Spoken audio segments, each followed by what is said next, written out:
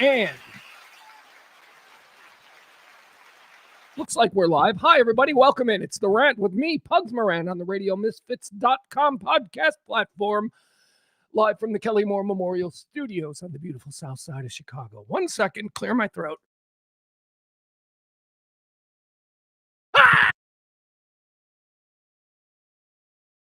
Give you a little taste of that. Just a little taste. You can hear what's going on here in the room. Pulling the curtain back for you.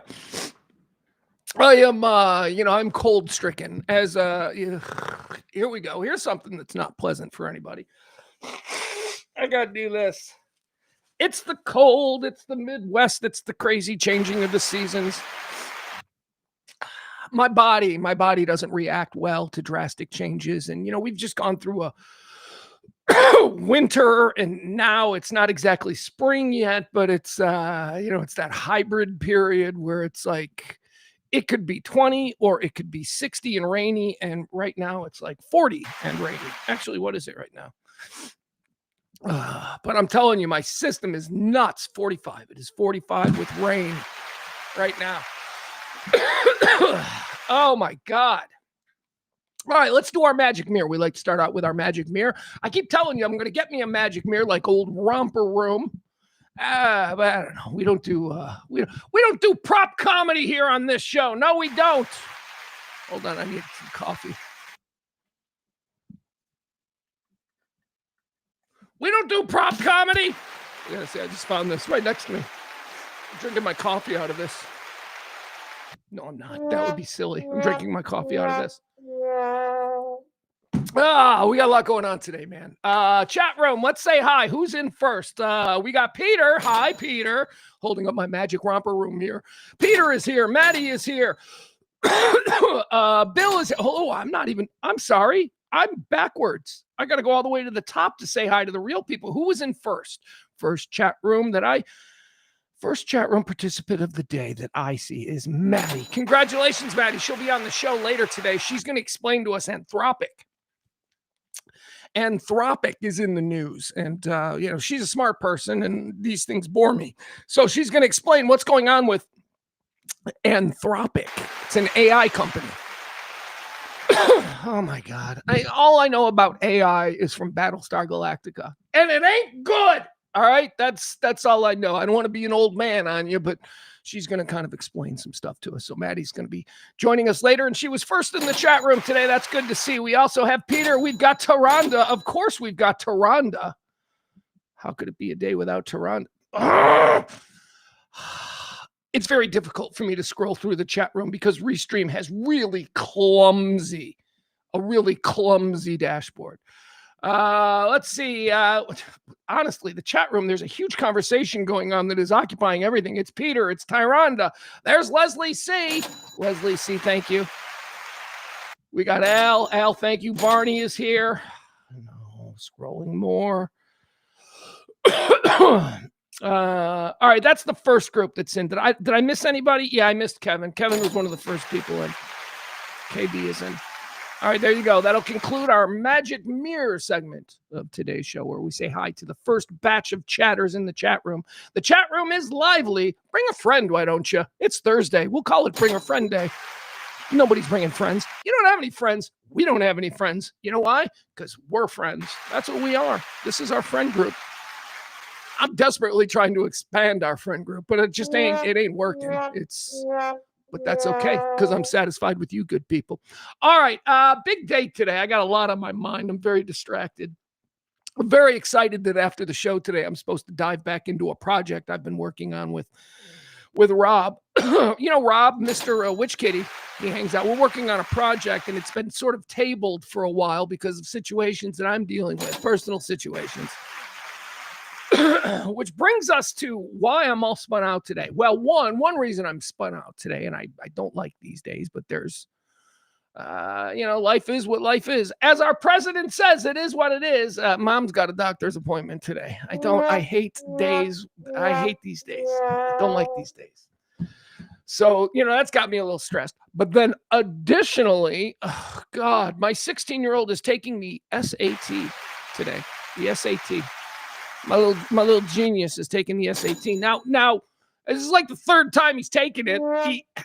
He's like one of these like nerd kids that like took the SAT his freshman year because it doesn't count. But if you're in like, certain classes, they'll let you take it, even though it doesn't count, which is cool. And he did really good. Like as a freshman, he did really good on the SAT. And he took a practice test a couple of months ago, which would have been the second version of the SAT that he took. And he scored really well on that too. So I said to him last night, I go, you ready? And he's like, yeah, I'm ready. I'm like, you sweating it? He's like, not at all. I go, okay. I go, what's the goal? He goes, 1,600. 1,600 is his goal. And so I said to him, I go, that's a great goal. I go, but it doesn't really leave any room for error whatsoever. So, maybe a more attainable goal. And he said to me, he goes, that's a perfect score. You don't think I can get a perfect score? And I said, I'm not saying you can't get a perfect score. And he's like, I'm going for a perfect score. And I'm like, holy shit. That is his mom. That is not me. That is his mom. His mom has to win everything. She is a competitive animal, and it's a wonderful trait that I'm glad was passed down to him because he thinks he's going for a 1,600 on the SATs. The SATs, I never took the SATs. I took the ACTs. We had, I don't even know that the SAT was offered to me in the late 80s here in Illinois, in the Midwest. It was an ACT, and the high score on an ACT is 36, I think. I didn't even study for it, and I got a 28. So, I just went in cold and went, is this the test? All right.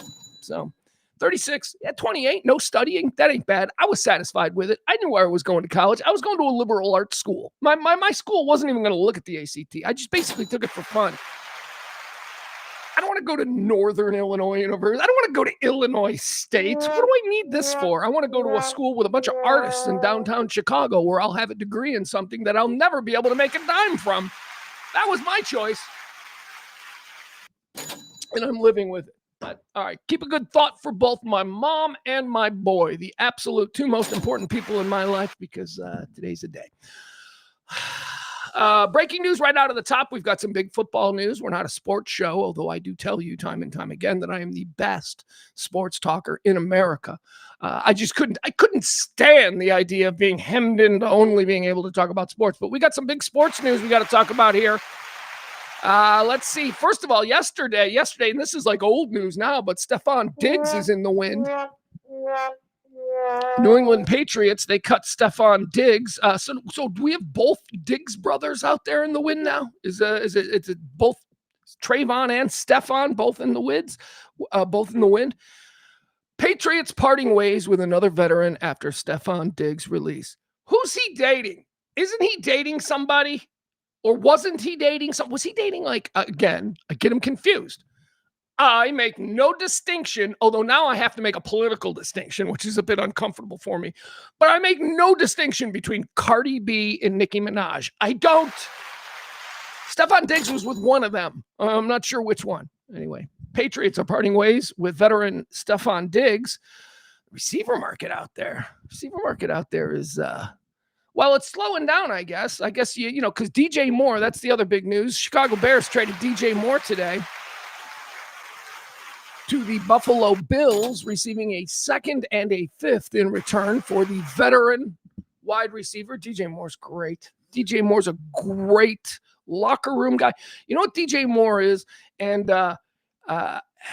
this cannot be undervalued in a wide receiver. DJ Moore is the non-diva wide receiver. DJ Moore is quiet. DJ Moore doesn't have the gold chains and isn't, most wide receivers are some of the most arrogant and chippy people in football.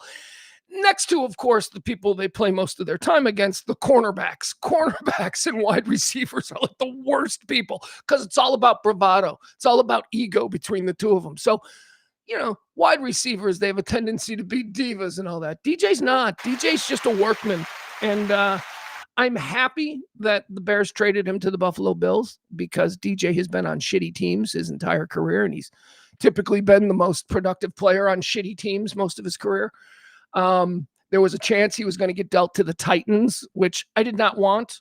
No, please don't deal DJ to the Titans. That's not cool. DJ's a good dude, and we've got too many weapons, and he's too expensive. And salary cap being salary cap. DJ's the one we're all comfortable with. If we got to trade, let's get something for him. So getting a second and a fifth from the Buffalo Bills and sending DJ Moore to a team that has a good quarterback and a bit of a pedigree of winning, although they do have a new coaching staff coming in. I think that's the best case scenario. So good for DJ. Now, with that said, here's a problem. I felt like the window was closing on the Buffalo Bills. No bigger red flag than firing your coach and the coaching staff and all that. That means they're resetting. They've got a top 3 quarterback in the league on that team. I don't know what their salary cap situation is. I haven't really studied Buffalo, so I don't know what the prospects are of them being able to reload, as they say in the NFL. But acquiring DJ Moore as an option for Josh Allen is definitely a step in the right direction. However, I've long believed Josh Allen's got about 2 more years. I think he's going to do next year in Buffalo, and then he's going to be an LA Ram. As soon as Matthew Stafford retires, I believe the Rams will manufacture a deal to get Josh Allen out there in Hollywood. He's got the actress wife. That's what she wants. Her career is not benefiting from him playing in upstate New York, okay? Their relationship is not growing from him playing. She's down there in the swamps of Florida shooting sinners, and he's up there in Buffalo. LA. They're going to end up in LA together, I promise you. And then DJ will be stuck with another, middling team. But anyway, that's the big news there. DJ Moore. Also, Cowboys. Let's talk about the Cowboys. Cowboys made a big deal today. Quinnen Williams of the New York Jets has been acquired by the Dallas Cowboys. Pretty nice deal. I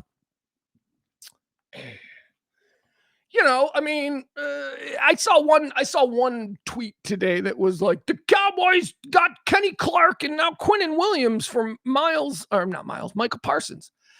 Nah, that's some pretty wild math there. That's some football math that's gone astray. Yeah, you can't claim that. Unless did they trade? They did. They traded some of the picks. I just don't no, that's not what you got. You got Kenny Clark from Micah Parsons, okay? And now you're using the draft capital that you acquired to do other things. I don't think you can say that you got Quinnen Williams and Kenny Clark from Micah Parsons. That's not fair. That's disingenuous, even if it is tangentially connected. All right, let's see. What else do we have? That's it. That's all. That's a big football news. Is there anything else going on in football? Hold on. Let me quickly, because it is silly season, and I am a diehard football fan. So let's see. Here's the reporting that I'm seeing right now on the DJ Moore deal, which is a big NFL deal. The Buffalo Bills get DJ Moore and pick 163. The Bears get pick 60, so a second. I thought the Bears got a second and a 5. I don't know. All right. Let's see this. Okay. I'm sorry. Since this is news to me and it is my stream and I do what I want because I don't have a program director who tells me that nobody's listening. Here, let's see this. America's number 1 Bear fan. That's what I'll call him. Kyle Brandt of Good Morning Football. I love Kyle. Kyle Brandt's instant reaction to DJ Moore. Let's hear. Let's see if it's all that different from me. I haven't heard this yet. All right, instant DJ Moore reaction from a wet, disgusting New York City. My first reaction is I like it for Buffalo. Buffalo needs players who make huge plays in huge moments. That's DJ Moore. Top to bottom, best wide receiver. Can do anything on the field. Not afraid of any big moments. Not afraid of anyone covering him. Really good guy in the locker room, community. Josh will get along with him really, really well. As far as the Bears are concerned, it's pretty simple. Whatever Ben Johnson says, I roll with. He signs off on this move, then I like this move. Bears are going to need huge, huge plays. In Ben, we trust. That is the mantra of all Bear fans right now. In Ben, we trust. So I absolutely echo this from Kyle Brandt. Move to burden the ball with. As far as the Bears are concerned, it's pretty simple. Whatever Ben Johnson says, I roll with. He signs off on this move, then I like this move. Bears are going to need huge, huge plays and move to burden the third next year. He has the talent for it. And let's be honest, Roman Doomsday is going to have to make a big jump. He's going to have to become a guy next year. DJ Moore was a really cool Bear at a fun time. If I'm a Bills fan, I'm not fixating too much on that last play against the Rams. I'm a Bears fan. I'm not choosing that play to remember him by. I'm choosing to remember him by making one of the biggest plays in Bears history against the Packers in the walk-off. I think the Bills got a really good player. Bears fans, trust Ben Johnson. Bear down. There you go. That's right, fair. DJ Moore reaction. That's fair. I go with that. Wet, disgusting New York. All right, that's enough for you, Kyle Brandt. Okay, one more time. It is Pledge Week, so draw your attention down there. Those are the people that have so far helped out the show. They are supporting opposition talk radio, non-traditional talk radio, unlike anything you can hear anywhere else. We do have an executive producer today, and for the first time in quite some time, it is not the lovely Heidi. Today's executive producer is Peter the Great. Of course it is. If it's not Heidi, it's Peter the Great, or it's Jen, or it's April, or Mama B, or any of you other people who tirelessly support this show all these months. Thank you so much for that. I appreciate it. Don't forget, you can tip the show by dropping a little something in the Venmo or in the Cash App. If you are the big tipper of today's show and get us just that much closer to our monthly goal, you will, of course, be anointed executive producer of the day, just like Peter the Great was today. So thank you, folks. All right. Let's see.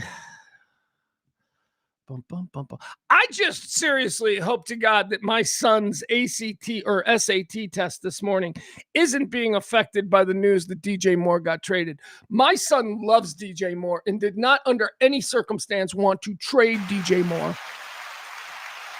Of course, my son plays Madden with the salary cap off, so he doesn't really, he's just spend. We're the poorest team in the league, dude. We have cap restrictions and we can't just spend. We're the poorest team in the league. Yeah, that is what sucks being a Bear fan. Our team, every other team in the NFL, every other team is owned by a billionaire who made money in something else and then bought a team as a toy. Not our team. Our team is run by a family of blue-collar mill workers who started a football team for $100 100 years ago, and now it's worth $8 billion. That's who runs our team. All of their wealth is wrapped up in the damn team, so they're miserly. So anyway, DJ's gone, and I hope that doesn't affect my son's SAT test today. Here's some stuff we're going to talk about today. We're going to get into the Iran war, although, as I keep saying, I am bored by this war. Maybe it's going to change a little bit because there's some interesting developments with CNN. CNN can cover news, folks. I know you don't like CNN doing political stuff. Nobody does. I like news. I like information. I like news about stuff that's happening, not about political narratives. I hate that. CNN's got a guy inside Tehran. So we're going to start seeing some video. Yeah, the Iranians said CNN can come in and cover. They're the only people in there. Oh, so hopefully we'll get a little bit more stuff we can chew on as far as the war. We are, at this point, we're basically being held hostage by the information that we get through official channels and then the bullshit that we see on social media. So for me, trying to follow this war, I don't know how to do it. I'm having difficulty. So we'll talk about that. We'll also talk about the situation now that it seems to be the internal argument happening inside this country regarding the war with Iran. Which, by the way, Speaker Mike Johnson doesn't call it a war, because if he called it a war, then he would be derelict in his duties. So he's walking around not calling it a war. Okay, whatever. Explain that to the parents whose children will be coming back in bags. Not a war. Not a war. This is fun. This is Czechoslovakia. You buzz in, you buzz out. So there is some debate about why we are having this war. Of course, we're having this war because we won't stop talking and asking about Epstein. That's why we're having the war. Now, as I've explained, I've believed in regime change in Iran since I'm 10 years old. Since I'm 10 years old watching the hostages, right? Since I'm hanging around with Persian kids my whole life growing up, hearing stories, their parents, wonderful parents, wonderful families. And then you look at the TV and you're learning about Iran and you're like, why can't it go back to being people like the people I know? Well, because those people were chased out by a bunch of radical fundamentalists back in 1979, and it ain't been the same since. And all the instability in the region, I, as no expert in, Middle Eastern affairs, I can see that it seems to be Iran is at the epicenter of all of the problems, whether it's, funding proxy wars with Israel or definitely, backing all of the terror groups that pop up in the region, whether we're talking about, everything from Boko Haram in Africa to Hamas to Hezbollah, Iran has had their fucking checkbook open for. So that's real. That's not fake.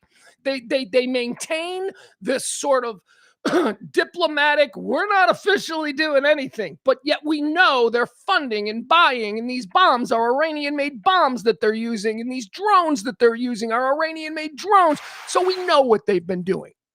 And anybody for the last 50 years who's been screaming about, wouldn't it be great to have peace in the Middle East? Well, there's one way to really move that ball in the right direction, and that is let's eliminate the fundamentalist radical regime in Iran. Should have done it 40 years ago, should have done it 30 years ago, should have done it 20 years ago. We're doing it now.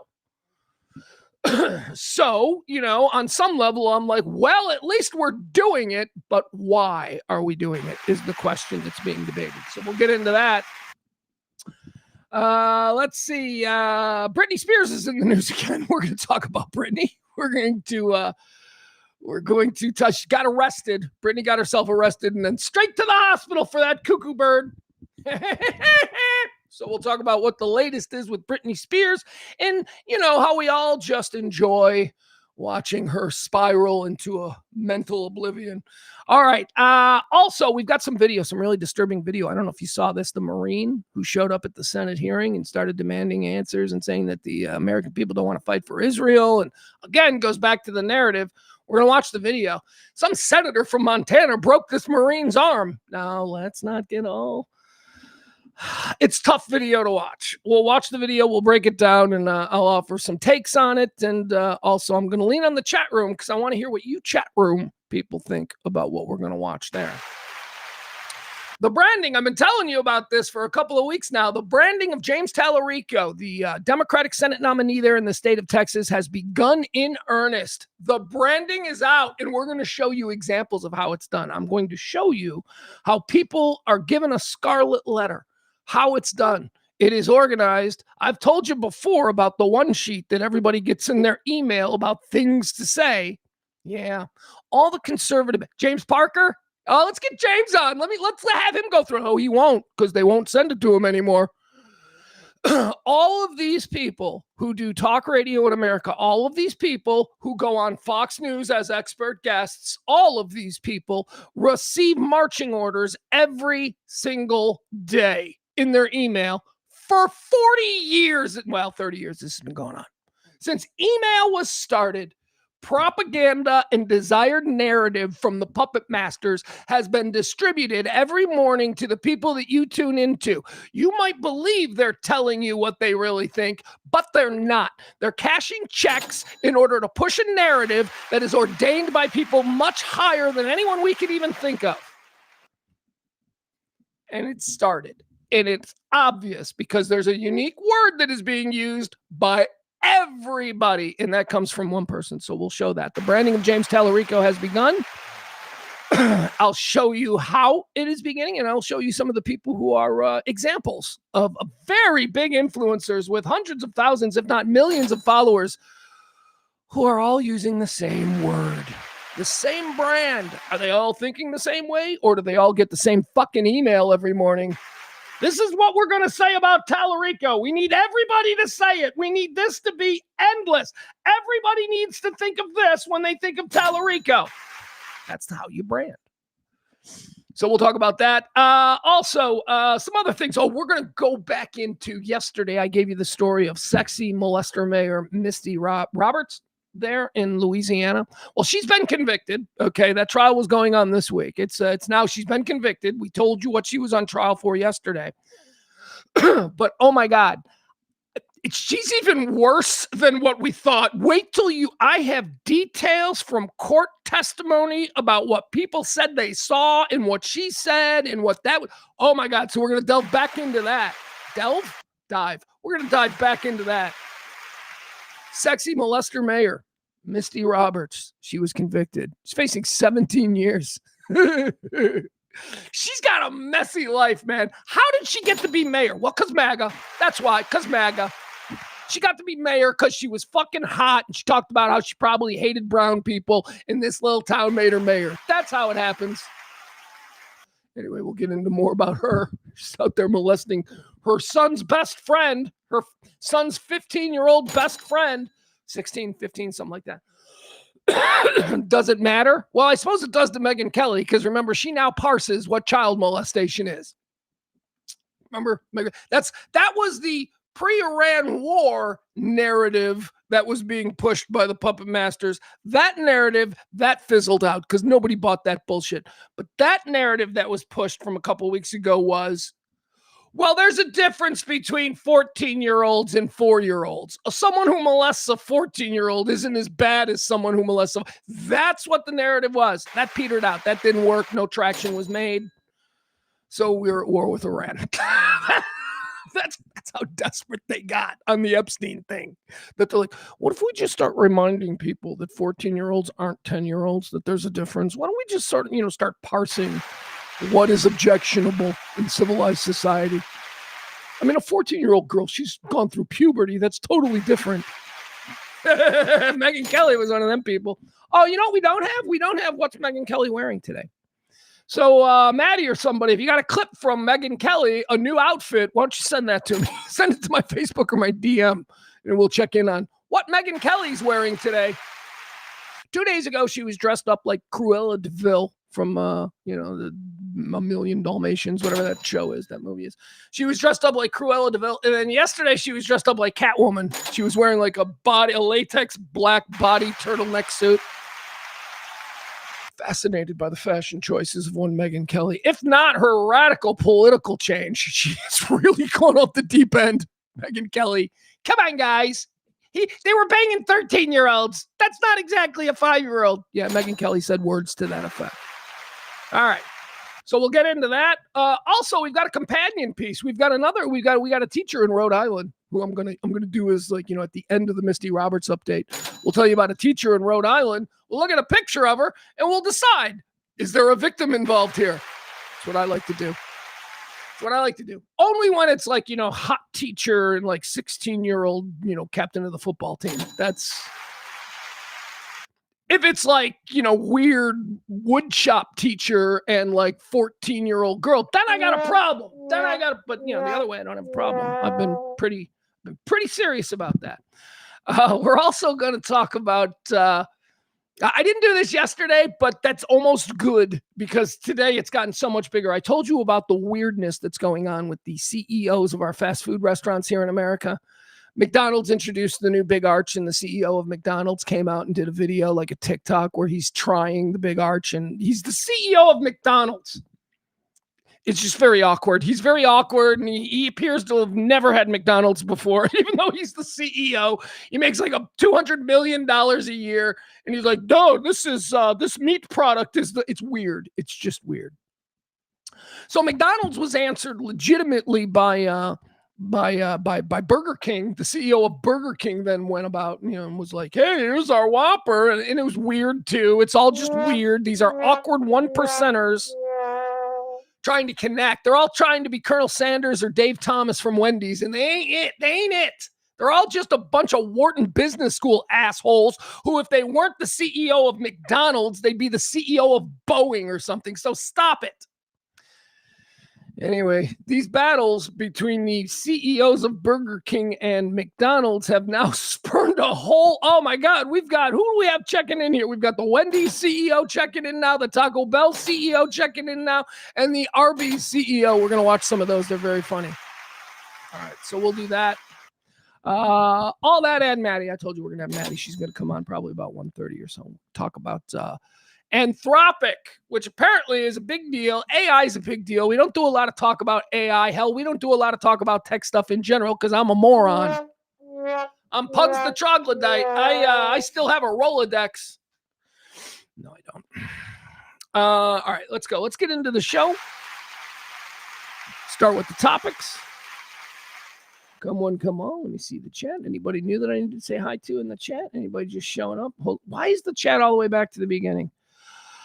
Frankie B is hanging out with us. I see Frankie B. It's good to see him. All right, let's talk about the war. Day what? Day snooze. I need a drink.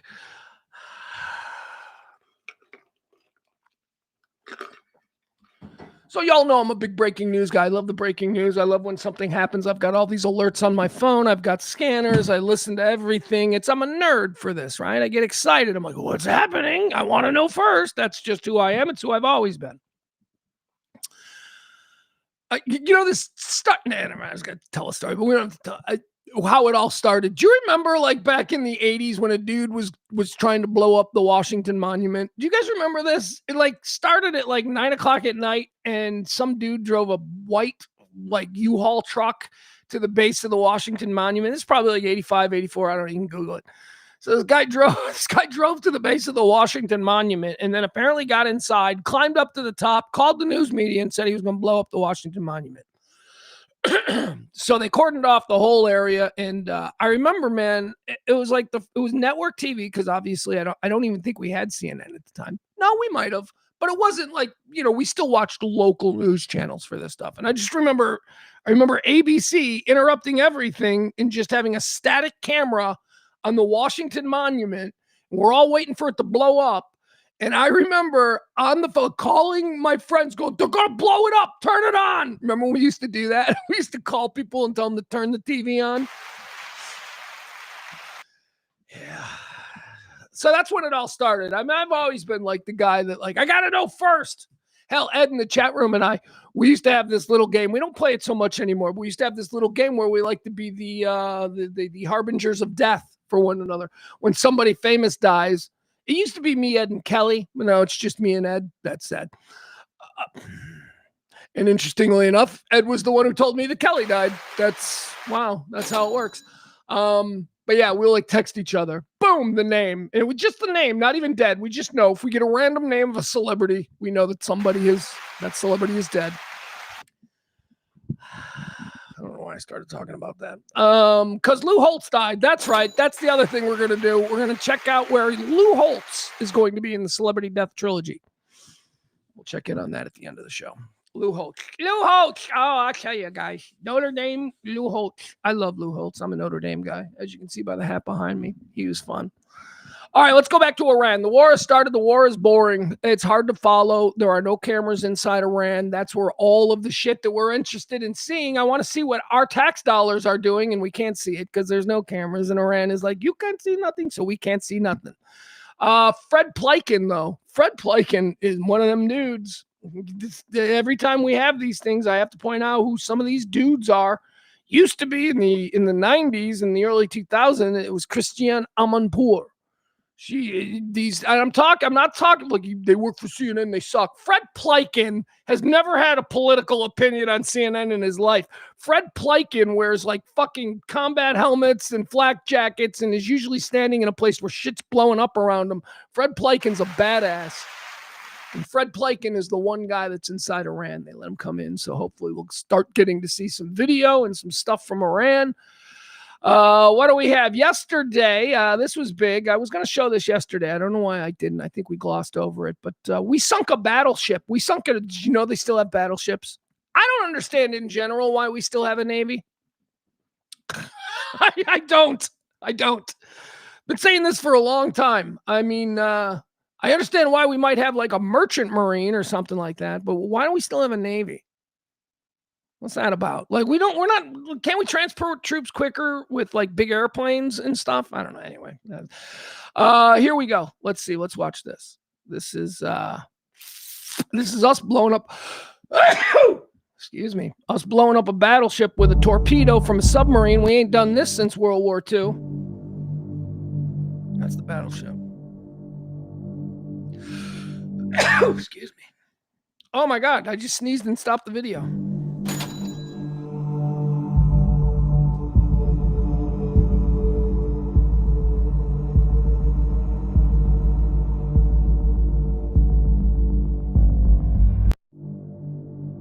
All right, there you have it.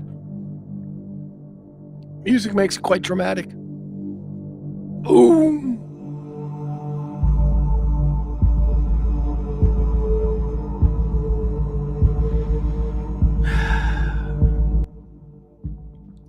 See what I mean? It's kind of boring. It's kind of boring. I mean, we don't have better cameras. We don't have better cameras than that. We can't see anyone. It's got to be. Why is it that sucks? You know what I mean? Why can't it be HD? Why can't it be crystal clear? Why can't we? Isn't there a satellite image of that shit going down that they can release? I think they do that on purpose. I think they make it look, like that on purpose because I think they want it to seem more secretive and dark and it's spookier when it looks like that. When it looks like, maybe, I don't know. Same thing with security cams. Anytime anybody kills a 7-Eleven worker, it's like they never have good security cam footage of it. Security cams. They make porno now that is so crystal clear, it looks like they're literally on the bed with you, but we still can't get a reasonable closed-circuit security camera. So let's see. What else do we have? We've got that.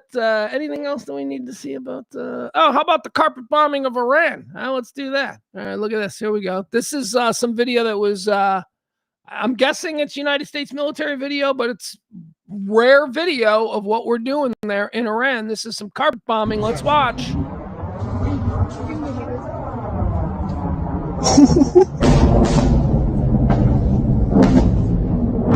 Jeez.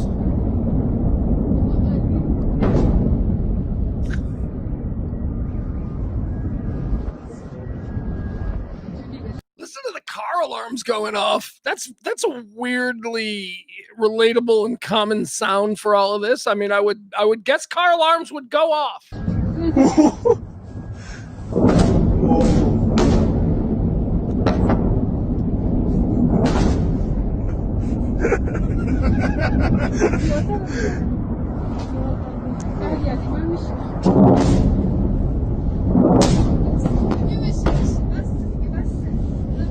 If you want to have a job in the next 5 years,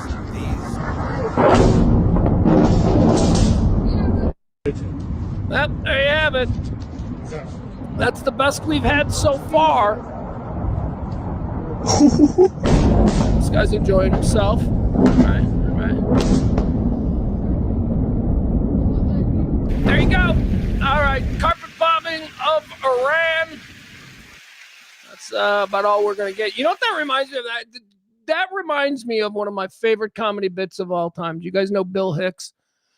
Bill Hicks, to me, is one of the top 3 best stand-up comedians in the world. And I'll tell you, if you know, you know. And there are a lot of people who know who would not argue with me on that. Bill Hicks on United States military superiority. This is brilliant from the early 90s. This is him talking about the first war with Iraq.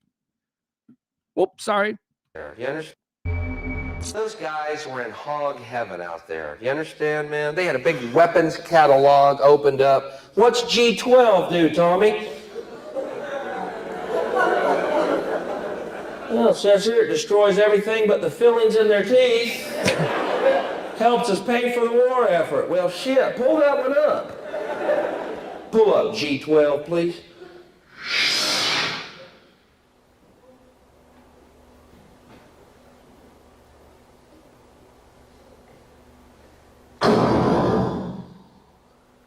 Cool. What's G13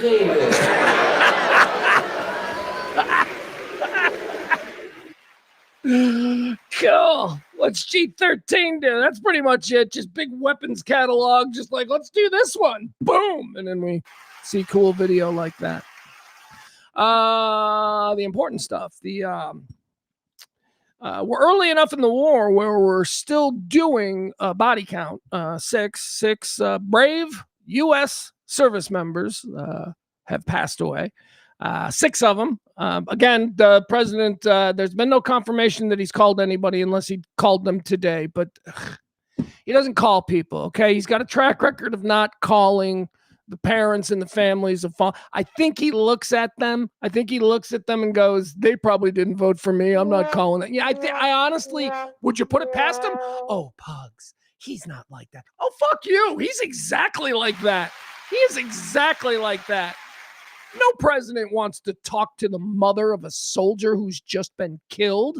It's one of the worst parts of the job, but the good ones do it because it's expected and it's what a decent statesman does. Trump, I don't call people. It's a bummer because he doesn't see us, because he's a part of that 1% that doesn't see us, the rest of us. He sees us as ants Just a bunch of gross fucking ants at his fucking rich guy picnic. That's what he sees. Now, why are we going to war? This is the big debate that's happening both internally within the GOP. Hell, the Democrats are just kind of sitting back going, yeah, we're not for it, but we're going to let you guys cannibalize each other for a while, which is what's happening. Why is this happening? Because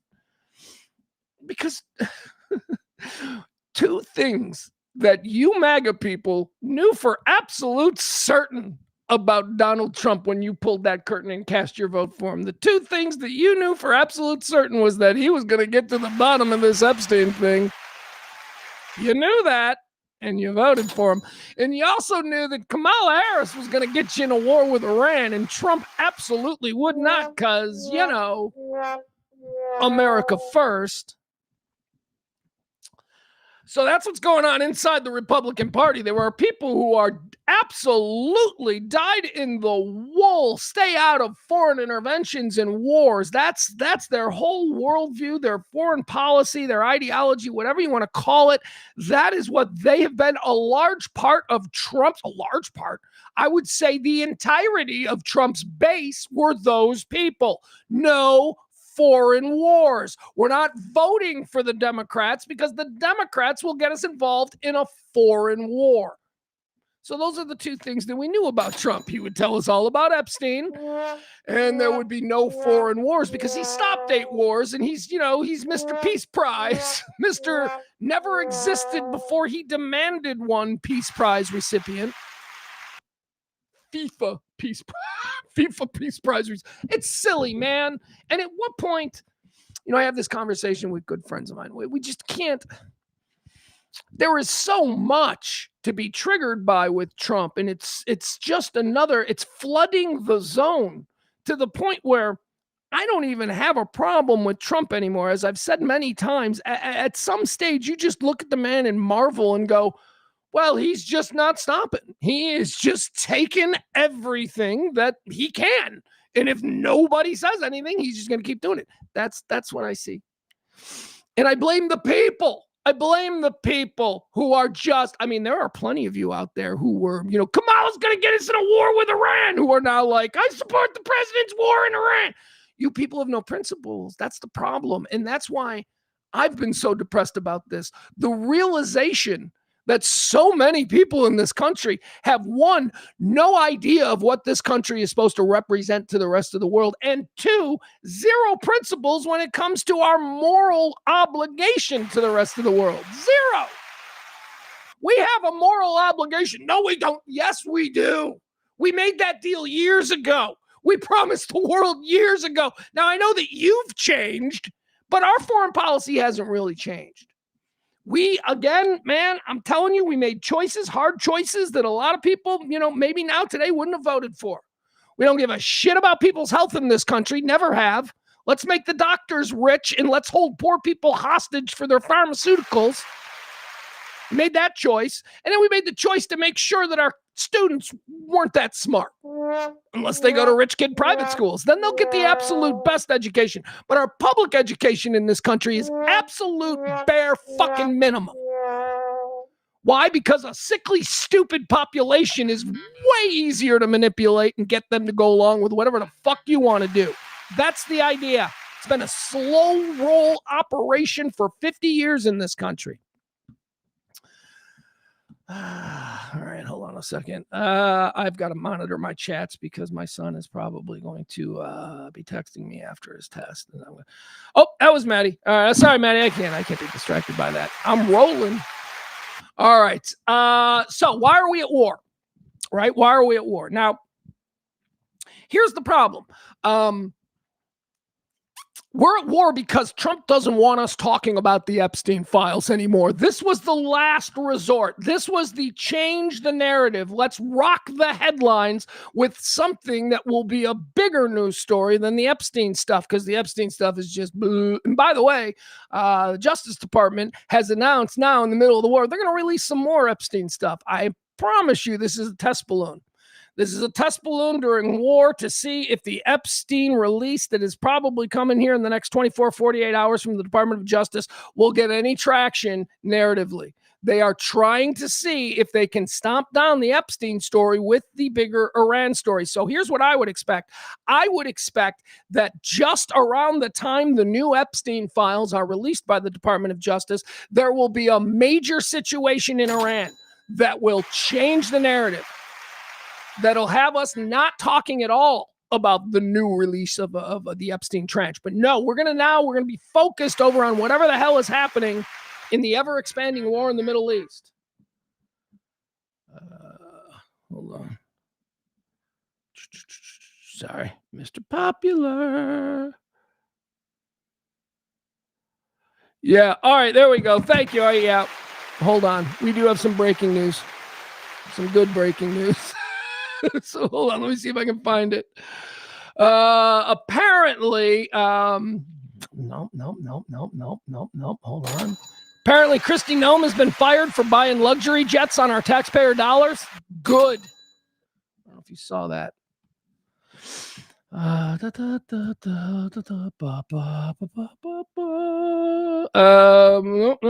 Nope. 15 minutes ago, I got an NBC News headline that says Trump is considering firing DHS Secretary Kristi Noem.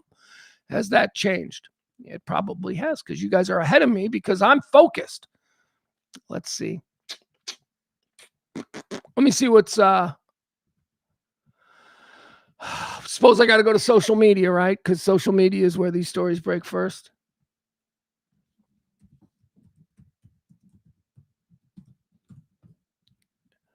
Oh man, that's not how you spell Kristi Noem.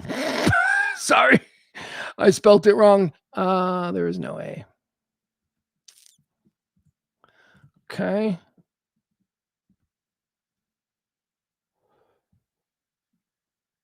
Yeah, there you go. Well, but I mean, I don't know what this is. Notus.org.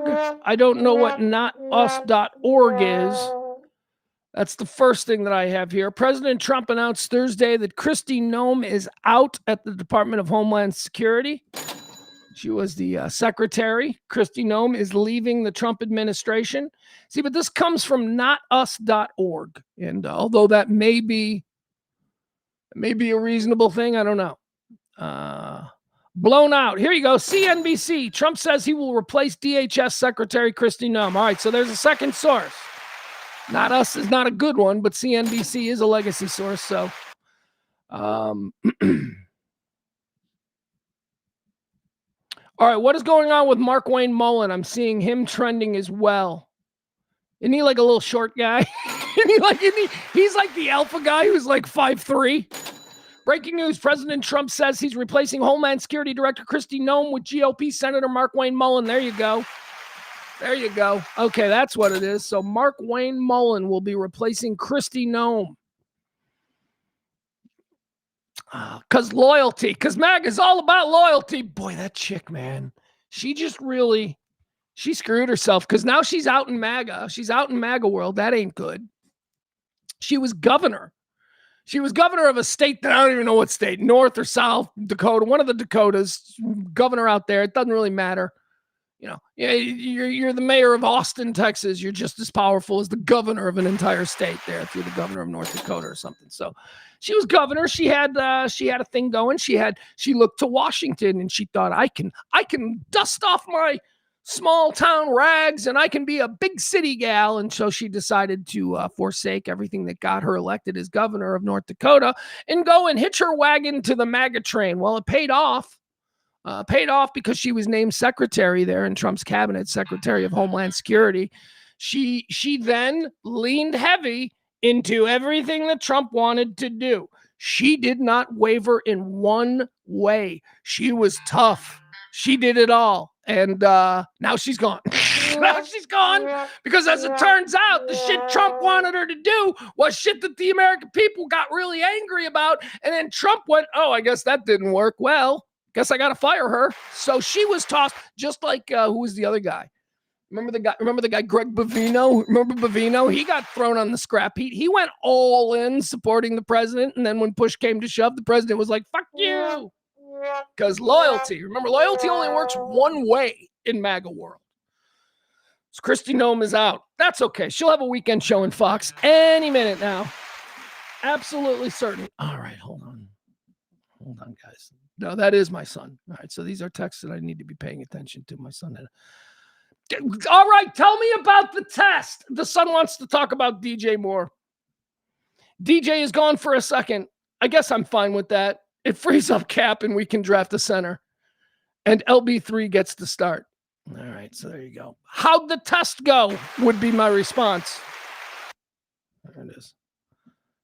How'd the test go? Sorry, my son had the SATs today. How'd the test go? Can't do this on broadcast radio. Of course, you also get paid and you get health insurance on broadcast radio, so I'd probably give up being able to do this for that. All right, how'd the test go? There we go. That's all I want to know. I'm not going to talk to you about DJ Moore right now, son. I'm your dad, and I'm a little bit twisted about your SATs. Well, let me put 1600 question mark. See what he says. Well, that's big. That's big. So Kristi Noem is out. I mean, is she out like official, or is this just something that Trump said and then a reporter heard? But, you know, I guess you're naming Mark Wayne Mullen. I'm sorry, I'm behind the 8 ball on this. So whatever. Hopefully. My son responds. I said 1600 on the test. Hopefully he responds. Yeah, hopefully. Damn right, hopefully. All right, so now let's get back to what we were distracted there by the Kristi Noem situation that's developing, ... Apparently Trump has let go his Secretary of Homeland Security. No, she was not. Homan is in charge of Homeland Security. Kristi, whatever she was, whatever. Secretary of Mayhem. She has been replaced as Secretary of Mayhem by Mark Wayne Mullen, who's like a little guy. Mark Wayne Mullen is like as wide as he is short. He's like, you know any of these guys? You know any of these like little 5'5" guys? I knew a lot of them back in the 80s. Like 5'5" guys who go on roids.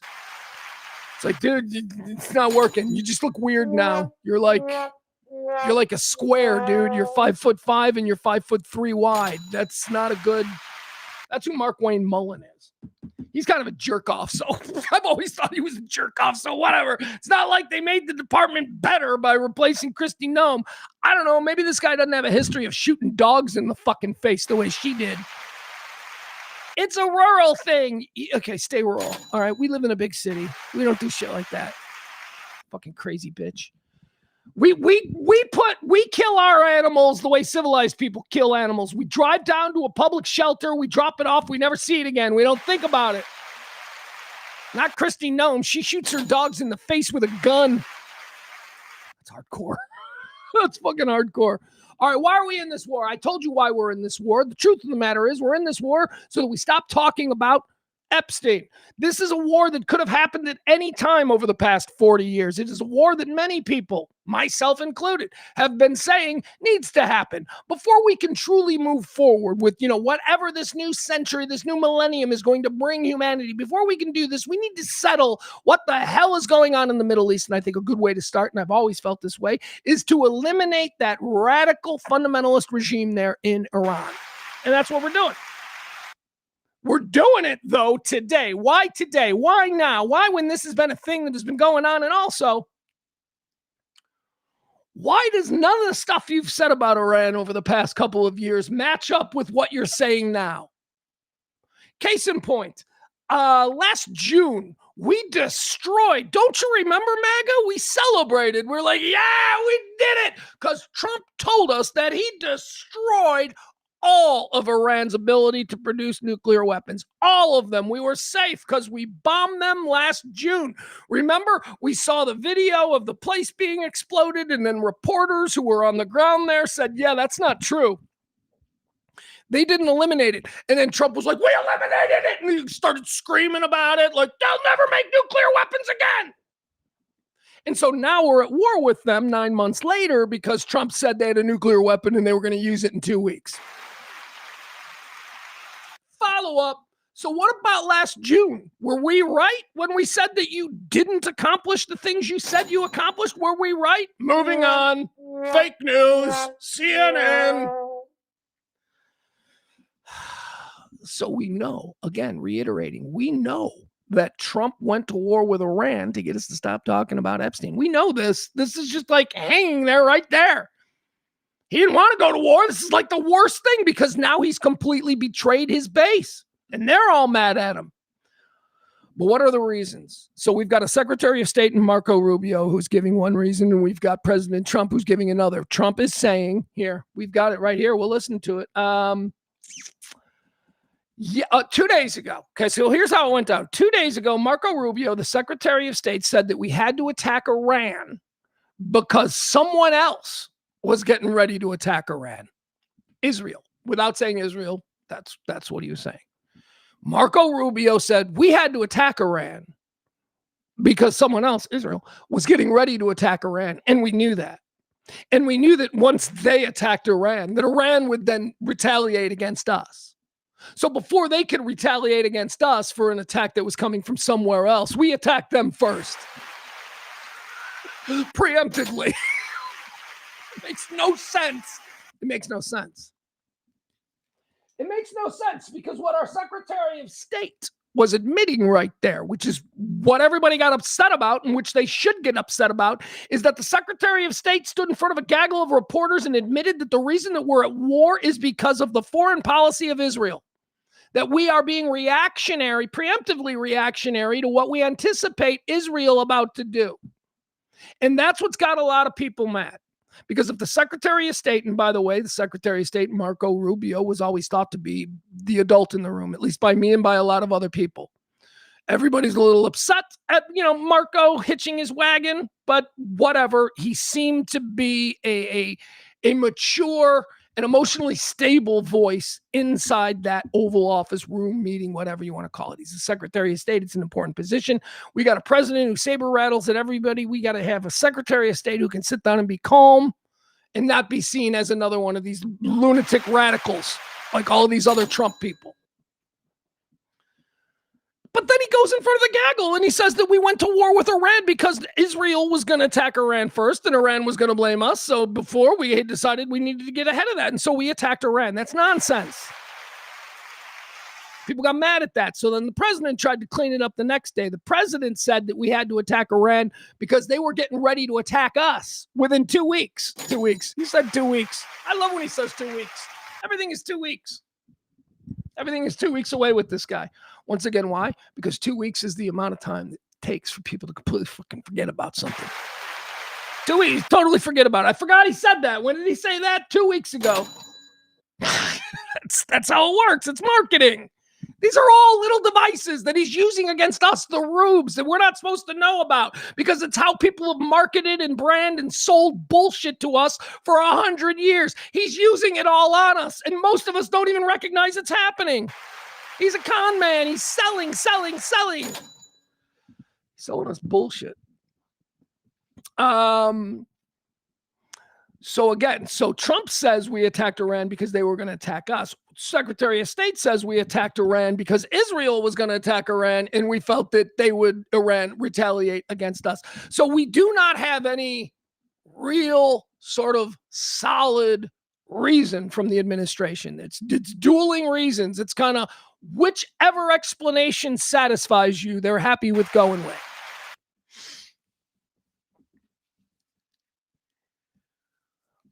The problem is that inside the Republican Party right now, hell, inside MAGA, there's a lot of people that I think this seems to be the bridge too far.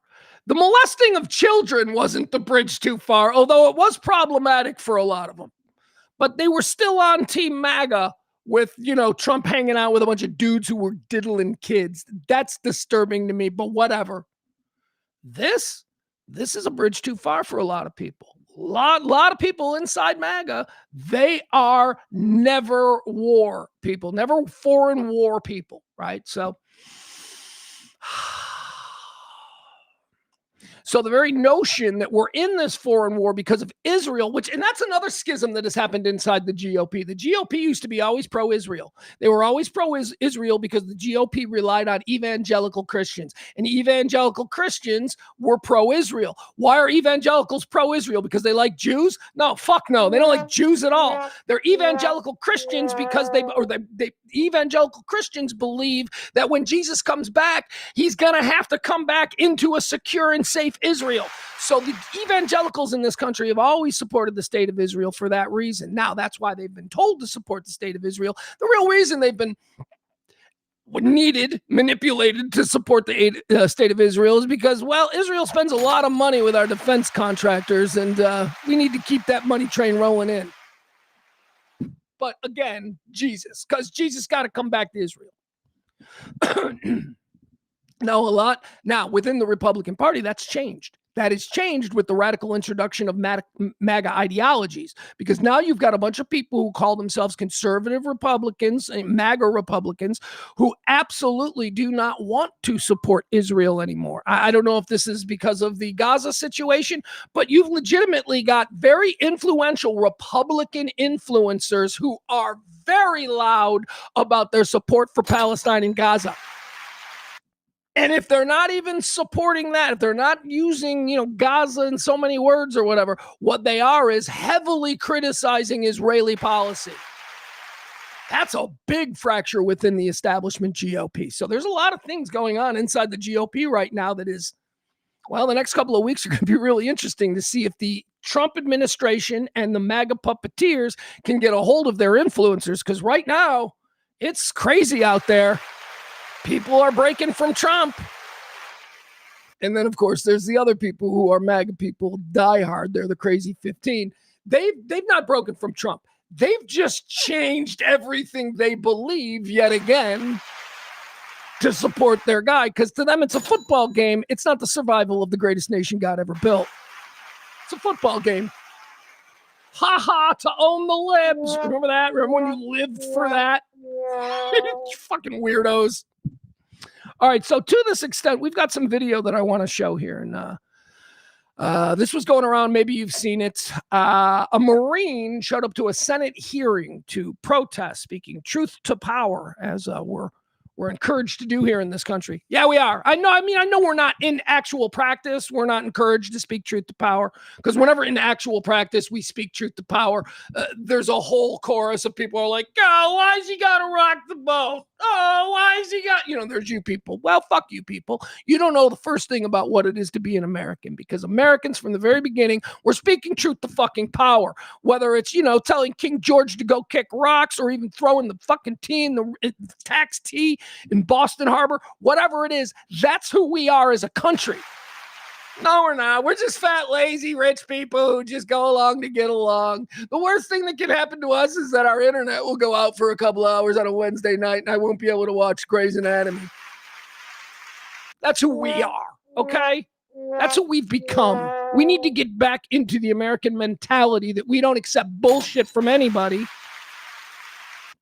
So a Marine goes to this Senate hearing to express his dismay at fighting a war and getting American kids killed for no other reason than Israel. We're doing this for Israel.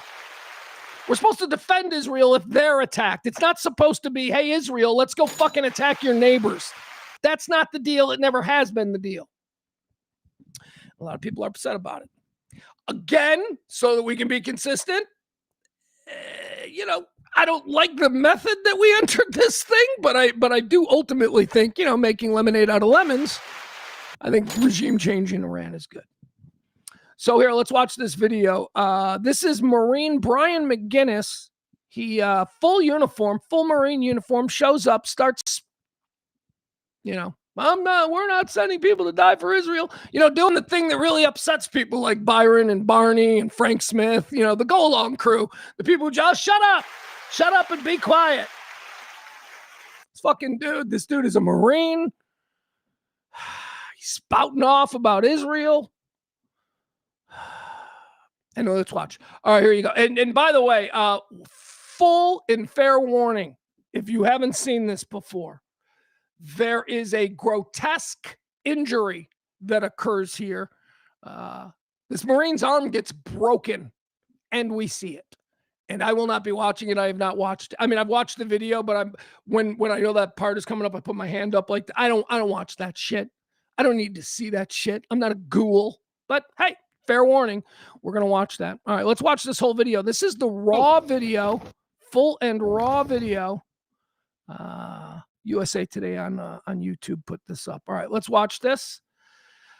United States Marine speaks truth to power. He's a communist traitor, right? Isn't that what we gotta call him, a communist traitor? All right, here we go.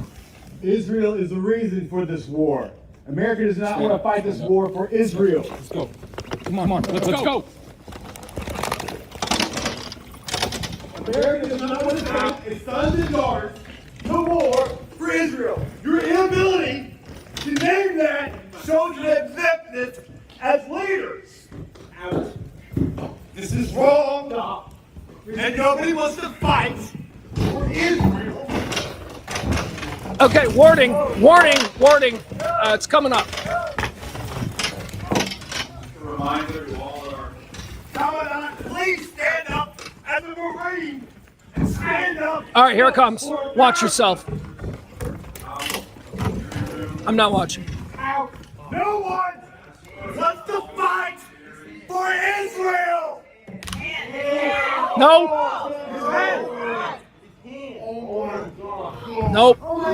Nope. All right. The guy in the suit, the fancy suit guy. Well, that's Senator Tim Sheehy, Republican from Montana. He's the one that broke the Marine's arm, or at least that's what they're saying. I don't know if he broke the Marine's arm because I ain't fucking watching that. Let's go back to it. Let's see how this keeps going. Are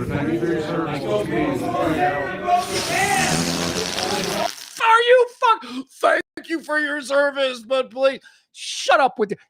Fuck you and your thank you for your service, you bullshit programmed drone. What the hell is wrong with you?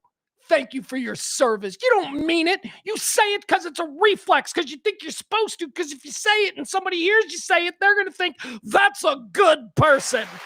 That person who's thanking that other person for their service is a good... Fuck you. Stop it. Thank you for your service. You broke the man's arm.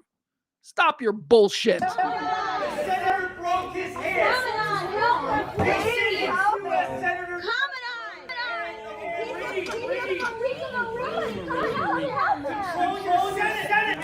Gotta be honest with you.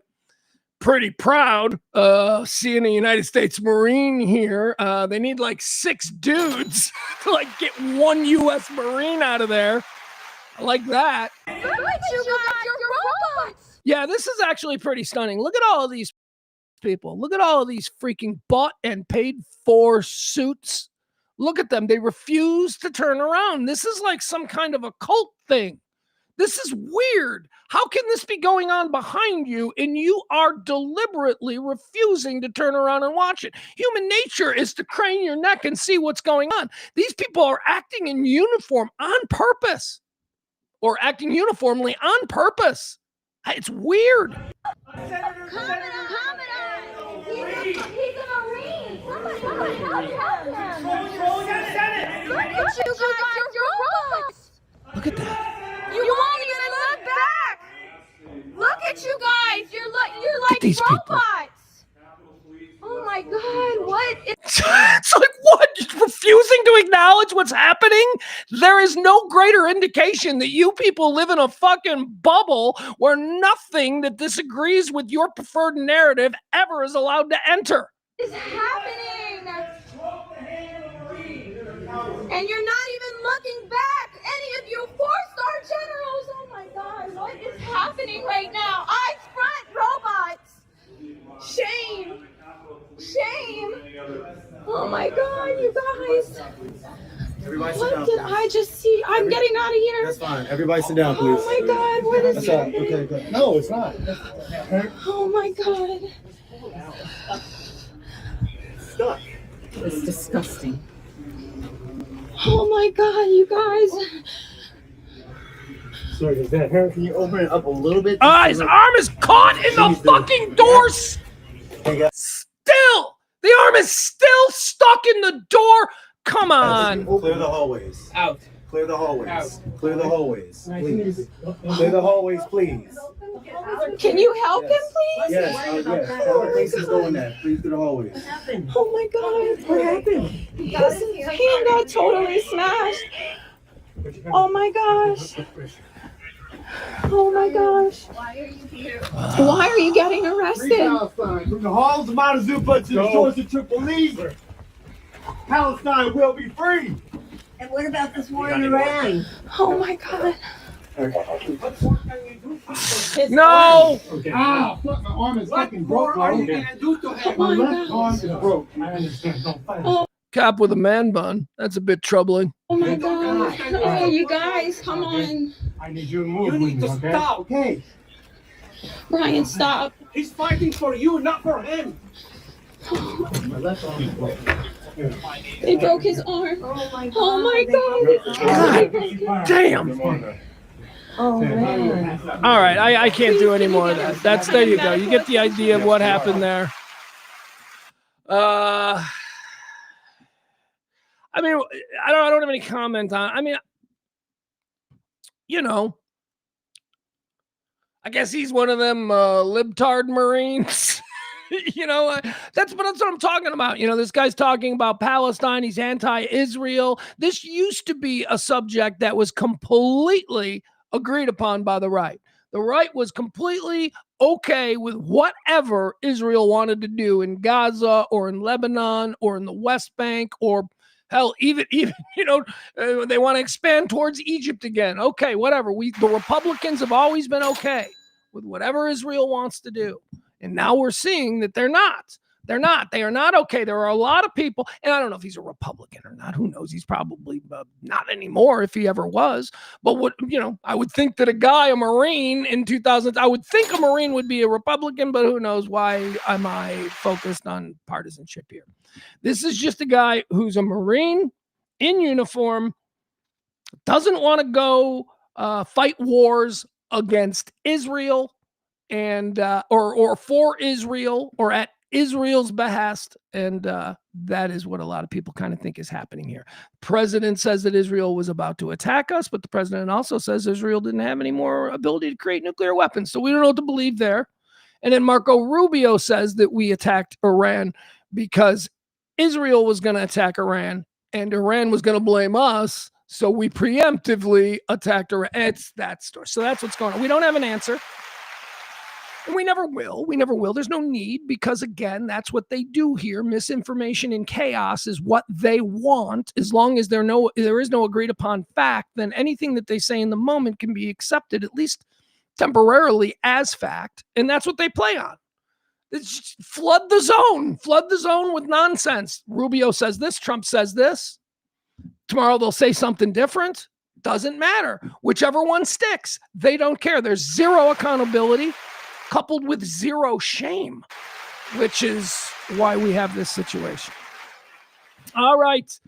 Let's see. What else do we have here? We're going to take a quick break. When we come back, here's what I want to do when we come back. Let me go to the bathroom. Let me get another cup of coffee. When we come back on the other side of this, we're going to have Maddie on. It's Maddie on a Thursday. Maddie's going to explain to us what this Anthropic thing is. Have you been following this Anthropic story? Anthropic is an AI, artificial intelligence company. It's a militarized artificial intelligence. It was involved in our Pentagon. It was involved in our War Department. It was involved very, very deeply ensconced in almost everything that we, the United States government, does. It was like our preferred military AI thing. I'm not an expert on this. I've read one article. Maddie is way up on it. They've been banned. Suddenly, Pete Hegseth says that Anthropic is no longer allowed to work for the United States government.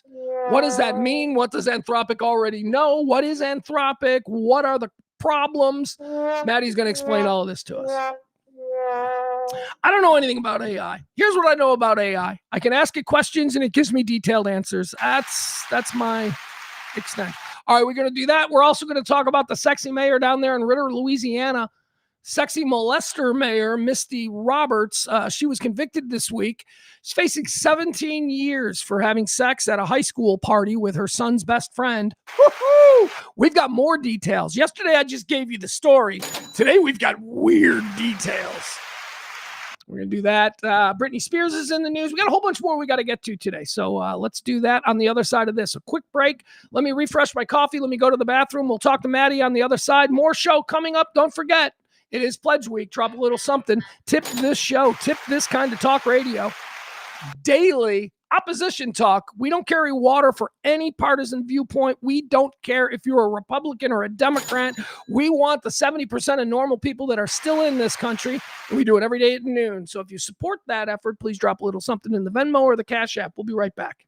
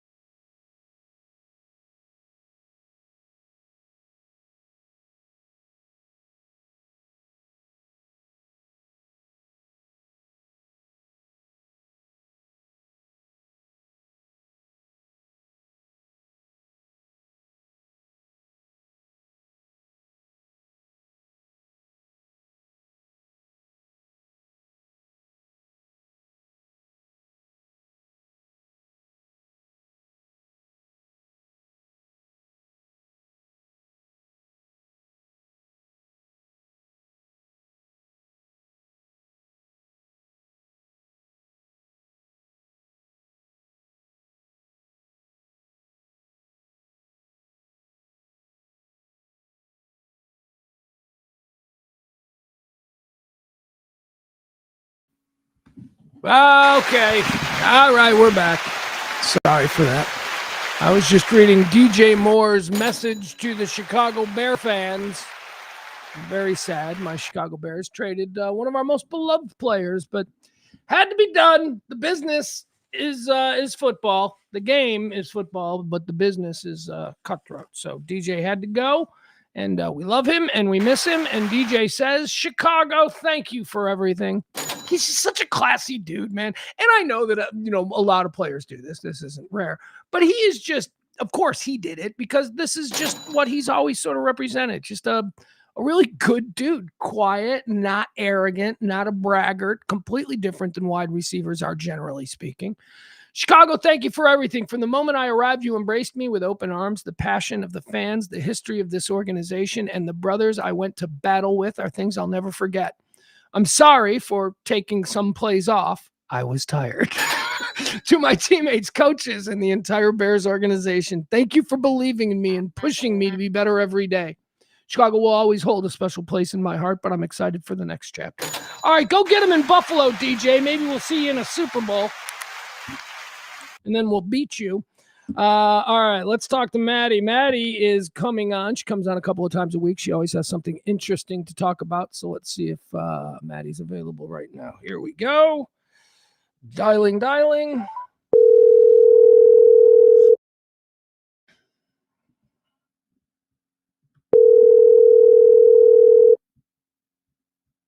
Hello. There she is. All right, Maddie joins us. Hey, Pugs. Maddie on a Thursday, live from Louisiana. How are things with you today? What's up? Well, first of all, you know what? Let me just shut up. Go ahead, Maddie. What's on your mind today, Maddie? Well, I have a genuine question first, as outside of the Anthropic thing. This goes back to the gnome thing, but do you have any freaking clue what the special envoy to the Shield of Americas is? Wait a second. Okay, so I can break that down, but I get lost when I hear Shield of Americas. I don't know what that is. Is that like part of the Marvel universe? That's what I'm wondering, because I sent you that Truth Social post, and she's just being adjacent moved.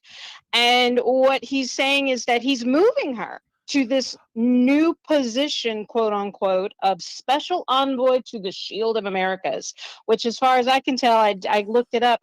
Nobody knows what that is. Okay, so you're talking about Kristi Noem, who's been relieved of her duties, her secretarial duties there with the Department of, what was she? What was she in charge of? She was Secretary of Homeland Security. Holman is the border czar. She's Homeland Security? I thought she was something. Okay, whatever. Okay, it doesn't matter.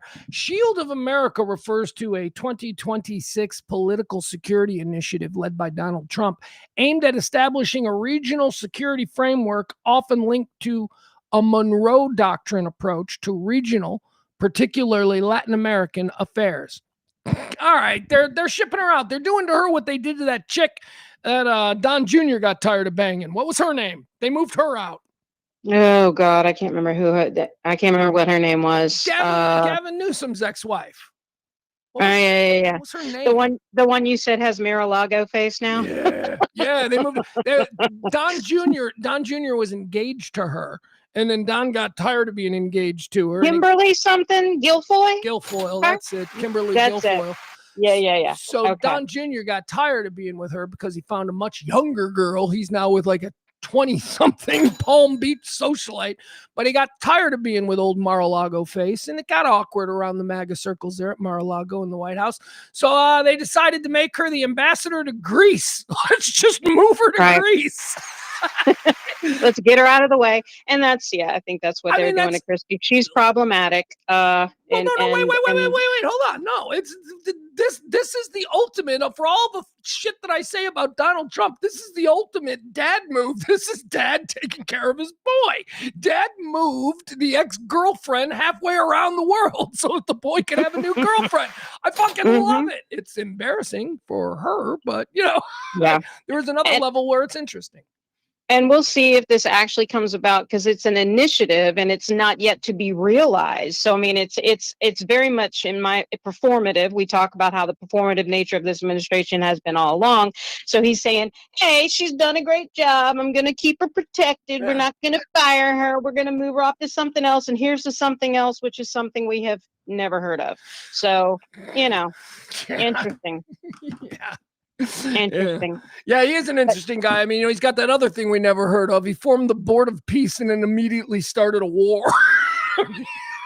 Well, and in that news, there is a prominent CEO from Saudi Arabia who has now come out, who was asked to join this Board of Peace, who is furious because they took all their money, the $1 billion you had to pay to go into this thing, and now all of them are being attacked as collateral damage from this Iranian thing and targeted by Iran.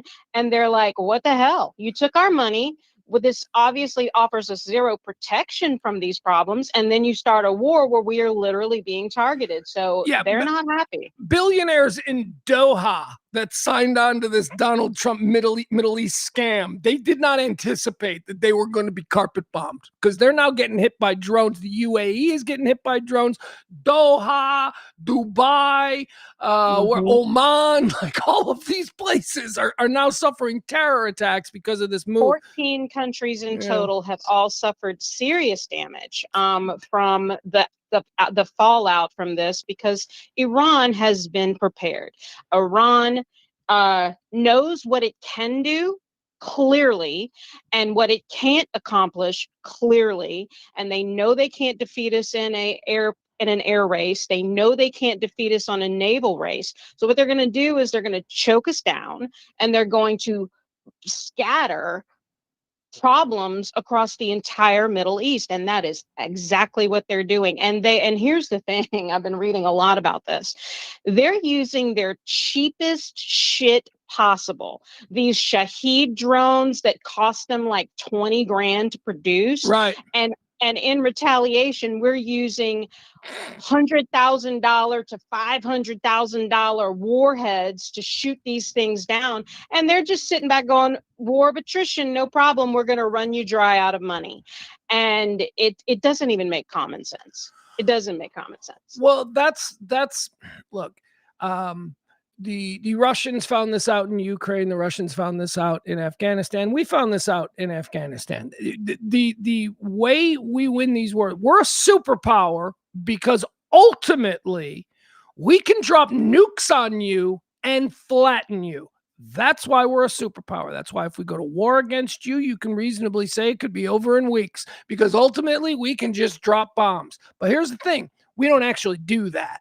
We don't actually drop the bombs. So what happens is that we start these wars, and then we get caught in this, Afghanistan type situation where we cannot kill everybody who supports this regime and who's controlling the switches there in Iran simply by dropping bombs. We have to at some point go house to house. We have to at some point do what we did in Baghdad, where we started pulling down the statues of Saddam and shit. We have to roll tanks in there, and nobody wants that.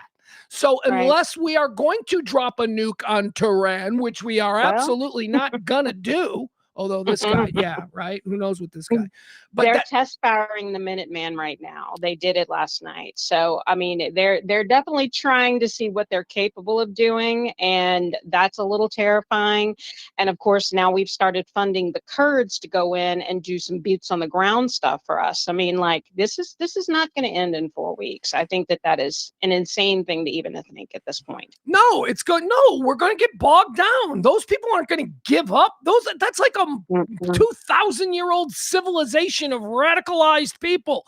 They are not going to give up power easily, and they're going to suppress the people there. They're going to continue to suppress the people there, and we're going to have now American bombs and Israeli bombs dropping on them. I mean, it's a mess. You have to go in. That's the way you take over that country, unless we're just going to drop a nuke and then go in, and clean up everything afterwards. It's going to be a long, asymmetrical, Yeah. protracted event. And Donald Trump, even remotely thinking that he's going to have any say in who the new successor is going to be, they've already decided it's the son of the Ayatollah. They're protecting him right now because they don't want to come out officially and say who it is. And my thought is that if the son takes over, how quickly do you think, logically speaking, that he's going to be very willing to stand down, considering they murdered his father? Yeah, I don't know about that. I don't. You know, who's in? We don't know who the person who's in charge there right now. We don't know, and that's deliberate. We're not. There is a guy calling the shots. He's from the Assembly of the Authorities or whatever, that the Assembly of Experts. He's calling the shots right now. That's what we're told. He's an old guy. Yeah, he's an older guy. You know, but like I said, I think that they're very strategically protecting the Ayatollah's son, but I think it's a normal secession there. And I think it's absurd. I think it's absurd that Donald Trump thinks that he's going to get to pick the new ruler just about as much as he got to pick the Venezuelan ruler. He's not going to ever get close to picking a ruler of Iran. That's not happening. Here's the other thing, and I want to finish this because we got to get into this Anthropic thing. We can't go on for an hour. So the last thing that I'll say about this is that the one crazy ace in the hole that we have with President Trump is that at any minute he could just stop. He doesn't need a reason to stop. He could see the polls starting to look really bad for him, and then all of a sudden you just say, okay, we're done. And nothing was accomplished. And his the Dow Jones is dropping, so now he's out. Right, exactly. So we don't have to worry about a long, protracted war if he starts to think it's going to affect the midterms, because he'll just stop it. We'll just stop the war. We're okay, we're not doing it. And then we'll all be like, did we lose or did we win? And he'll claim victory, and that'll be it. All right, tell me about Anthropic, because I'm not up to speed on the AI stuff, but Anthropic was a very big story earlier in the week and over the weekend. Tell me what's going on with Anthropic AI and why we should be so concerned. Okay, so first of all, I guess let's just talk about what it is. So Anthropic is an AI platform that the Pentagon and the government had adopted that, you know, is part of multi layers of our governmental technology-based systems.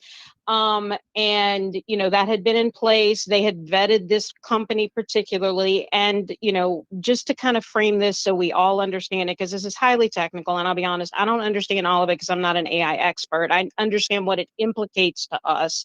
But what we know, what we use, Gemini, ChatGPT and stuff, those are watered down, consumerized versions that, like you said, we use simply to gather information quickly and readily accessible to us.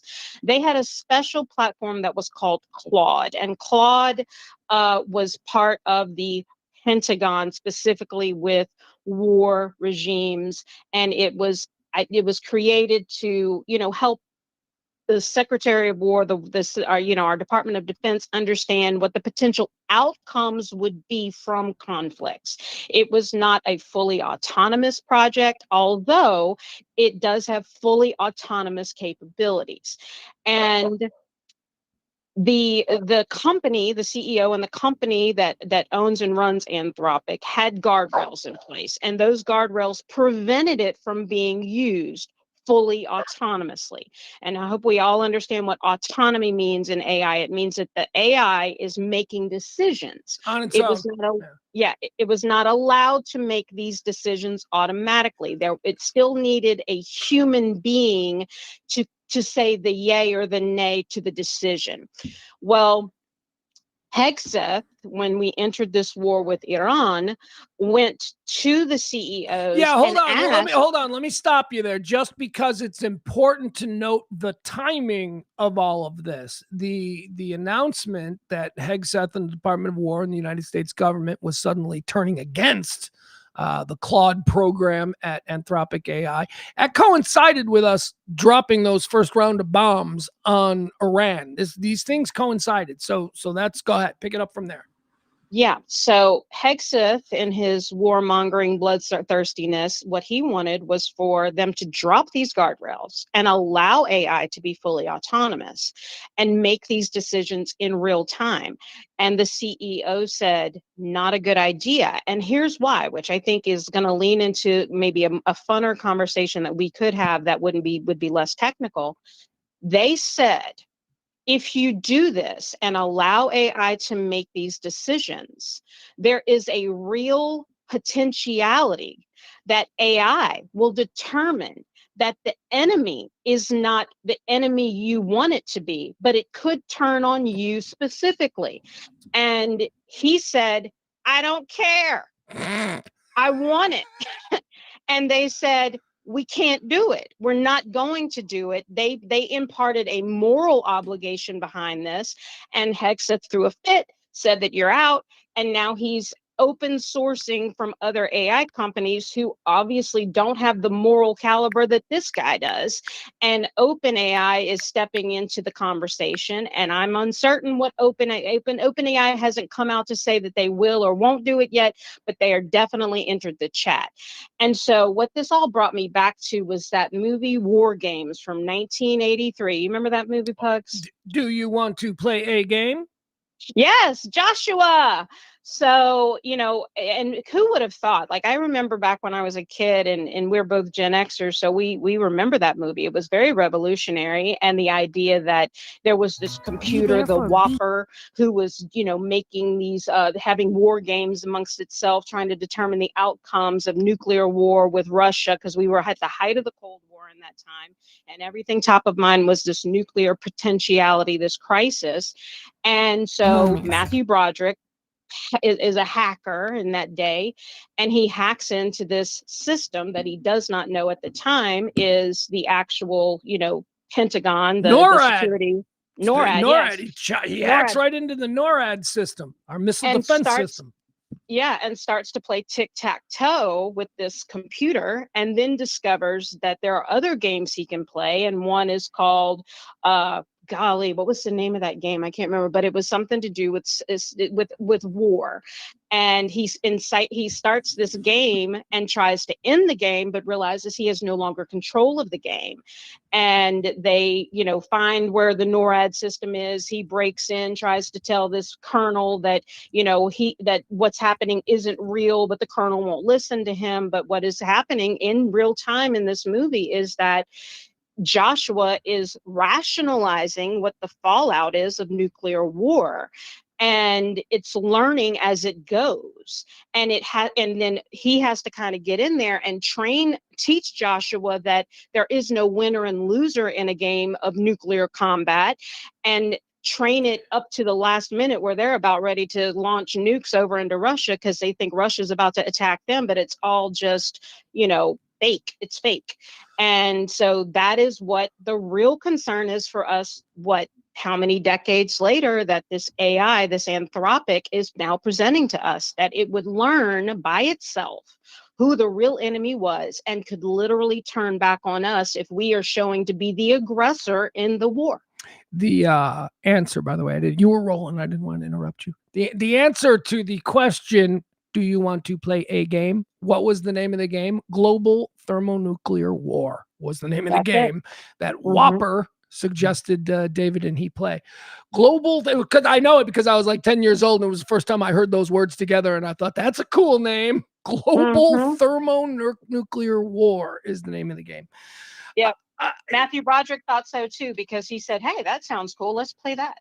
So, I mean, this is, now I mentioned this to you earlier, and I'm obvious you're a girl and not a nerd, so you probably don't have any real knowledge of this, but anybody who loves the reimagined 2000 Peabody Award-winning Battlestar Galactica knows that this is the story. 15 years ago, they were telling us about AI. 15 years ago, they were telling us about what's going to happen with AI 1,000 years from now. That's the whole premise of Battlestar Galactica. We build robots because we're lazy. And then we build robots to not only dig ditches, but robots to do math problems and teach our kids. And then at some point, like 1,000 years into this, the robots that we make are so good that they decide that they don't need us anymore. That's the premise of Battlestar Galactica. And that is exactly what's happening, or at least what I fear. I am not a fan of AI. I am a fan of the crack dealer free sample of AI that we're all receiving now, which is what we use in the Google and the Chat GPT. The tool that can be controlled. Oh my God, show me a picture of 90-year-old Britney Spears, right? That's fun. And it'll give you that. And you'll be like, wow, look at what she's going to look like at 90. AI is great, but AI is being designed to do far more than just momentarily entertain us. And Hugh pointed out in the chat room, I'm reading it, that that they used Anthropic to analyze the Venezuelan thing that they did a couple months ago. But and again, I don't necessarily have a problem with them analyzing or determining what a potentiality, what an outcome could be, but I do have a huge problem with the idea that AI would run a war and then in its own cognitive processes determine that if we were being far more aggressive, that we were the aggressor, and then turn our own systems against us. That's crazy. The problem with war being run by AI is that it removes the moral accountability that humans must bear when it comes to war. Presidents must consider all of these, not just the X's and O's and the totals of it all, but they also must consider the human cost and the moral cost and the morale cost. And what does this mean to the average person in America having, AI doesn't do any of that. So if AI is waging a war, then the people who we hold responsible for taking us to war can wash their hands of all accountability. This is insane. Yeah, sure. And there's two really scary outcomes from that. Either, like I said, AI could determine that we are far more dangerous of a target, therefore we need to be, attacked in and of ourselves, or it could determine that we're losing and that the only real way to end this situation would be to go in with something really heavy like a nuke and end it all. And why wouldn't AI make that jump without the considerations that a human being might make, right? An AI bot might go, well, we're suffering too many casualties. Time to just end this because we can win. That's got to be the fear. What would an autonomous AI running a war on our behalf, what decisions would they make? Programmed to win at all costs, like do not lose, right? So the objective is we're in this, don't let us down, or determine who the most aggressive target is, and then go after those people, and then that would be us.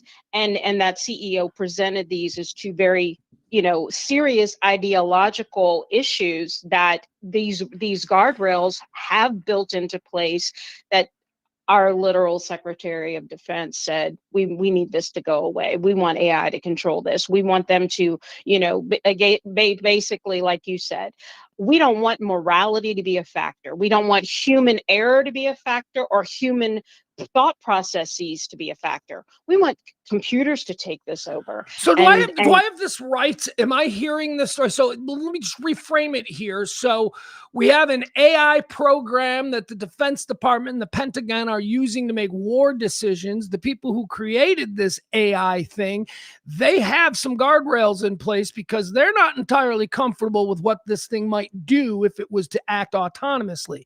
The United States, through Pete Hegseth, requested that those guardrails be removed for this Iranian operation. The people who run the company said that's a bad idea, so now they're no longer involved with the United States. Is that the story? Is that what we understand this Anthropic story to be? Pretty much. They have been shown the door because they are not willing to comply with that request from our government. So our times are so messed up right now in March of 2026 that we are relying on corporate tech bros to make the decisions that are in the best interest of humanity. Right.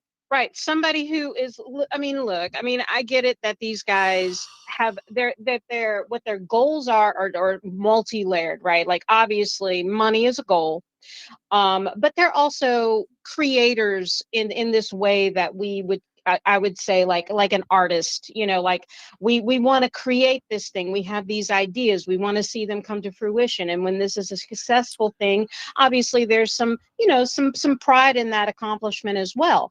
But yes, just what you said, that they are willing to say that regardless of the financial fallout from this, because we were poised to be this leader in this industry. We are at the forefront. We are already in business with government. We have accomplished this huge task, yet we are unwilling to say yes to your request, sir, because we know better than you do. Yeah. And this is not a good idea. And I think it just completely aligns with the commonality that we're seeing out of this administration, that they are so unwilling to counsel with people who know better than them and take the advice of people who are smarter about any specific topic. It's across the board. It is irrational, and it is, quite frankly, terrifying. And I think that given enough time and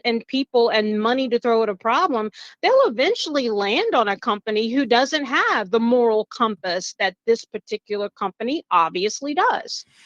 All right, that's the Anthropic AI story. Thank you for clearing that up for us, Maddie. You're always a tool in the toolbox that I like to utilize to help explain the more complicated things. That's going to do it. All right, thanks, Maddie.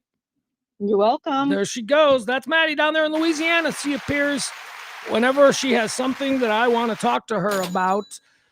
We got a lot more stuff to get to now. I don't understand AI.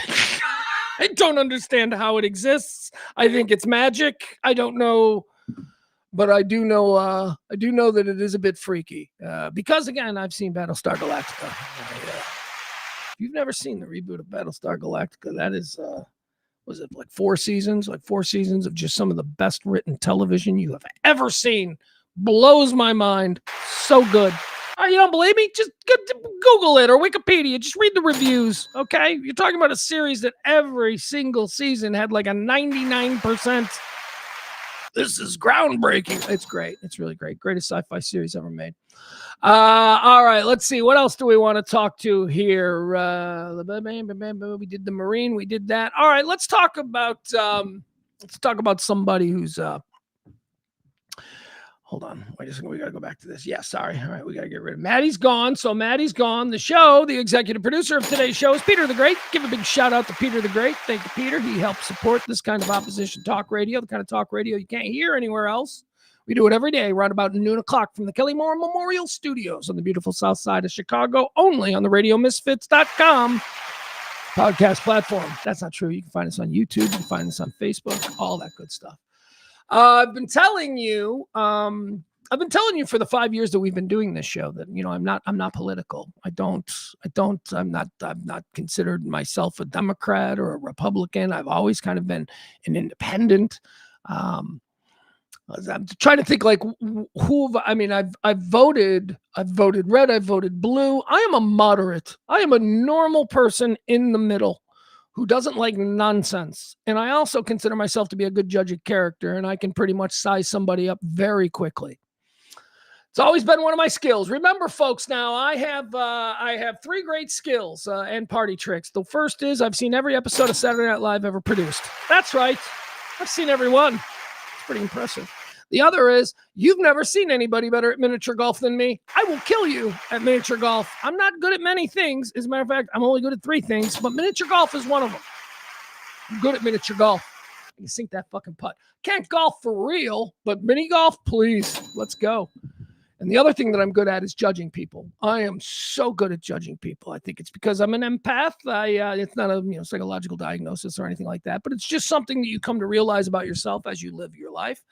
I can tell people's energy. I can sense what their next goal is. Like, what are they trying to do in this little interaction? Are they trying to manipulate me into this? Or are they just a genuinely good soul? I am good at tracking that shit. Trust me on that.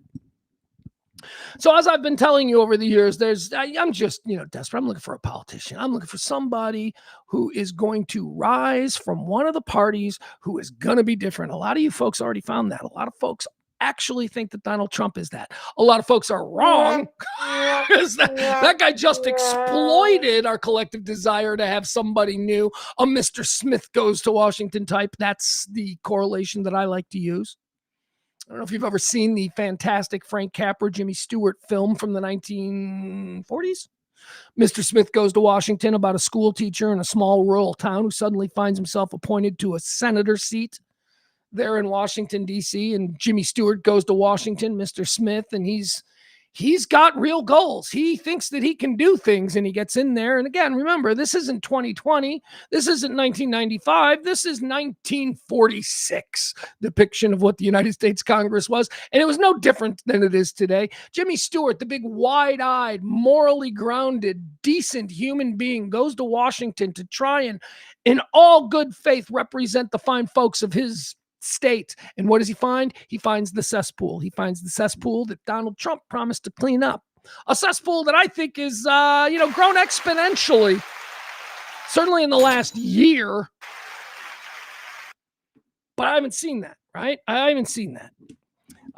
Adam Kinzinger in the Republican Party is somebody that I had clocked earlier as somebody who I thought was very electable. Adam Kinzinger is a Republican, a conservative, a war hero, a farmer from downstate Illinois who took one look at Trump and went, that guy's kind of lying about everything. And then suddenly his career was over. That's okay. That's okay. A lot of these people whose careers have been tabled, a lot of the good ones, and I consider anybody that was inside the right who then saw the rise of Trump and went, nope, this is bad for America. I consider any of them good ones. Those are good ones. They saw what you people missed. They saw what I saw. They saw what a whole bunch of other people saw, but they saw what a lot of you people missed. And that was that this was not a good thing for this country. Kinzinger is one of the guys that I liked. And now he's living in, I think, Austin. I think he's down there in Austin doing something, working for some company. And why not? You got to work. I mean, so I liked him. He's a Republican. But now it's Talarico. Now it's James Talarico, a conservative-minded Christian rural farm boy from Texas.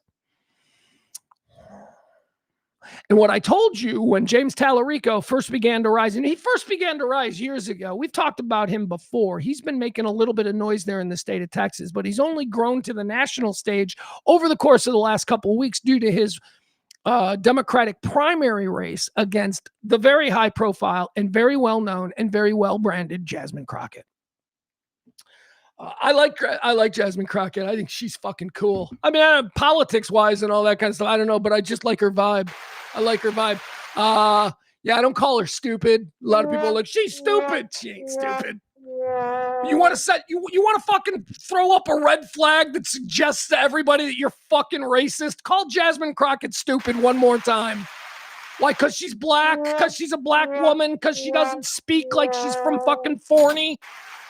Yeah. No, she's a fucking representation of what the modern, urban, college-educated, well-informed, gusto young lady is, and that drives a lot of people nuts because people don't like strong, mouthy black women. They never have.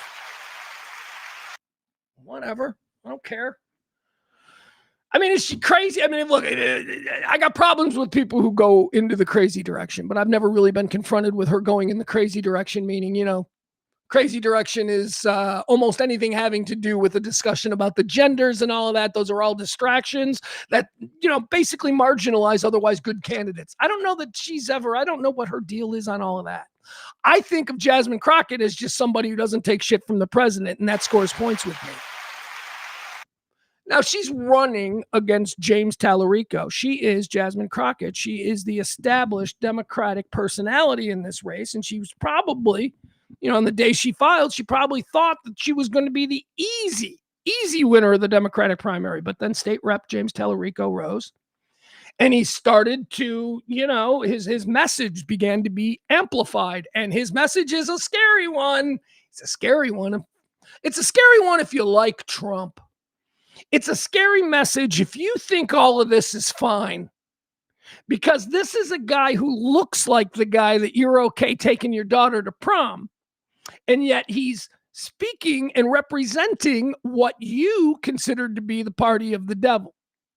Now, the other problem here is that it can't be easy to just kind of make him out to be a bad guy, because if you ever listen to the way he talks like a Christian preacher going town to town trying to grow a congregation, but he's a politician.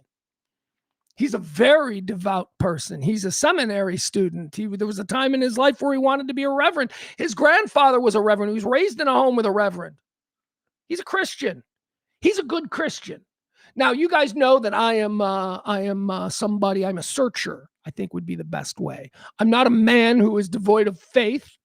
I don't subscribe to any of these stories and rules and regulations of organized religion. Do I believe in God? Conceptually, yes. I mean, I certainly am not so arrogant, combined with ignorance. I'm not so arrogant and ignorant to think that I know the answer to this.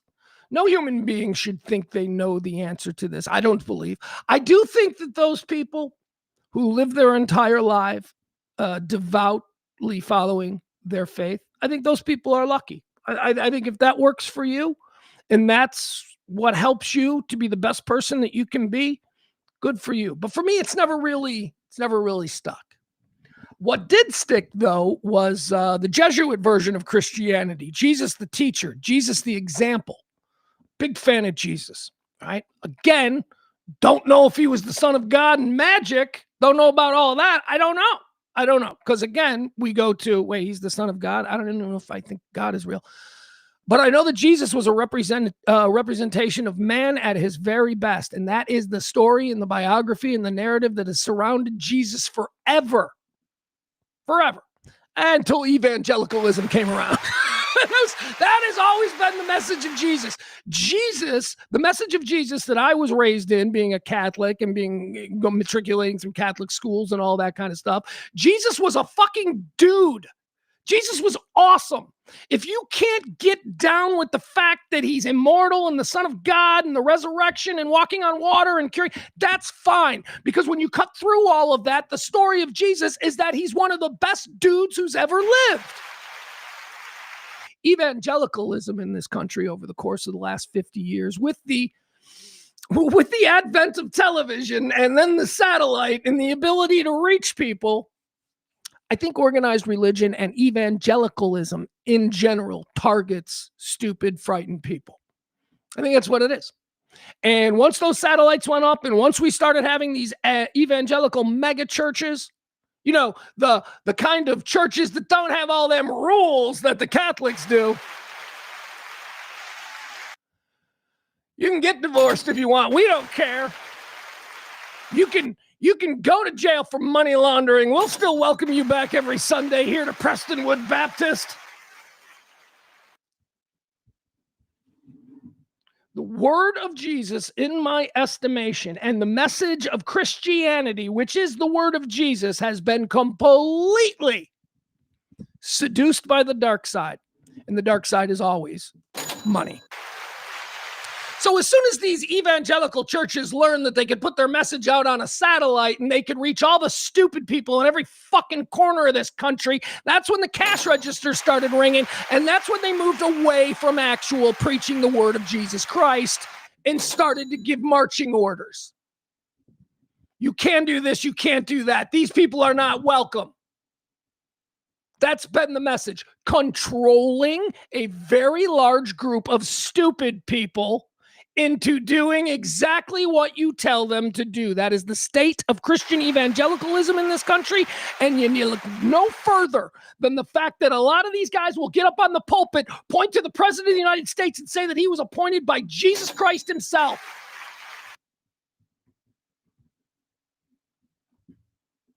Really? So James Talarico comes around. James Talarico is now running as a Democrat. He's always been a Democrat. I think James Talarico, when he speaks about being a member of the Democratic Party, he tends to lean on the most admirable aspects of Democratic Party politics. There's also a lot of bullshit, but sometimes he gets trapped. Sometimes he gets trapped because of his devoutness, because of his faith. And because he is so tethered to Jesus. And remember when evangelicals gave the world what would Jesus do? Remember those things? Everybody had them. If you face a problem in life, you need to look at your wrist and ask yourself, what would Jesus do? Well, you didn't like the answers, so that fad went away.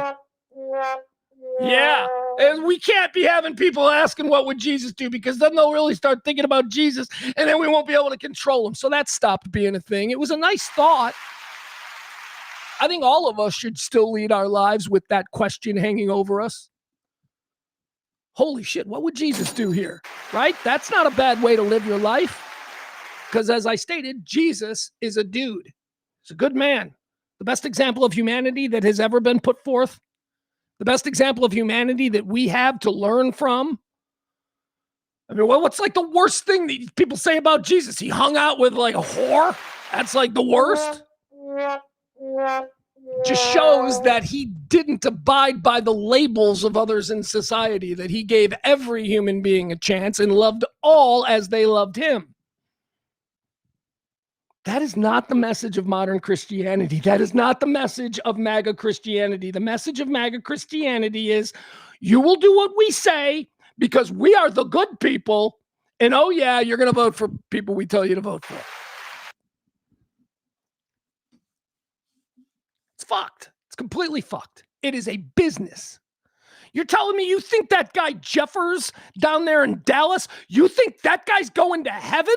What heaven and what rules of gaining entrance to heaven are you reading from? Because it doesn't seem to me that that person who has lived his life prophesying, I can't say that word. I can never say prophesying.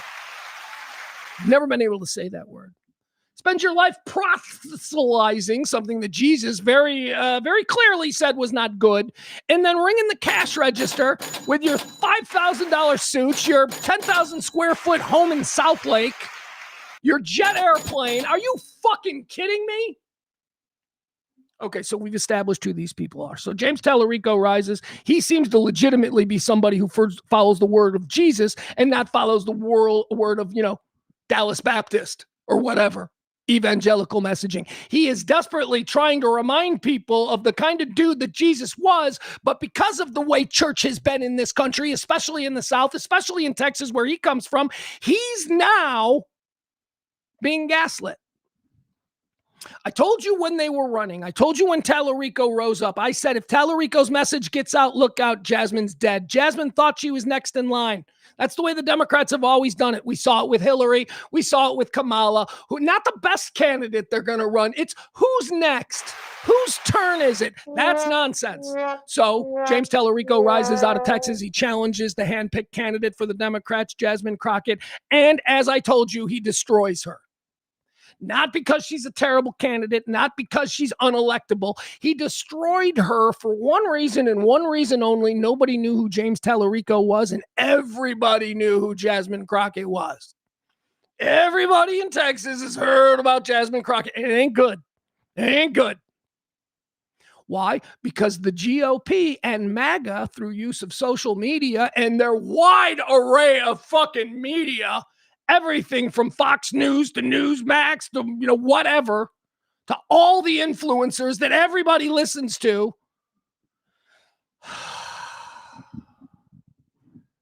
They've been hold on a second. Sorry. My throat is going, guys. I'm ranting too much and my throat is going. So I apologize. So Talarico defeats Jasmine because Jasmine was effectively branded by the right, that right machine. They branded her. We knew who she was. She's evil. She's dumb. She's that dumb, mouthy chick. She's so ghetto. All of the dog whistle words were being used.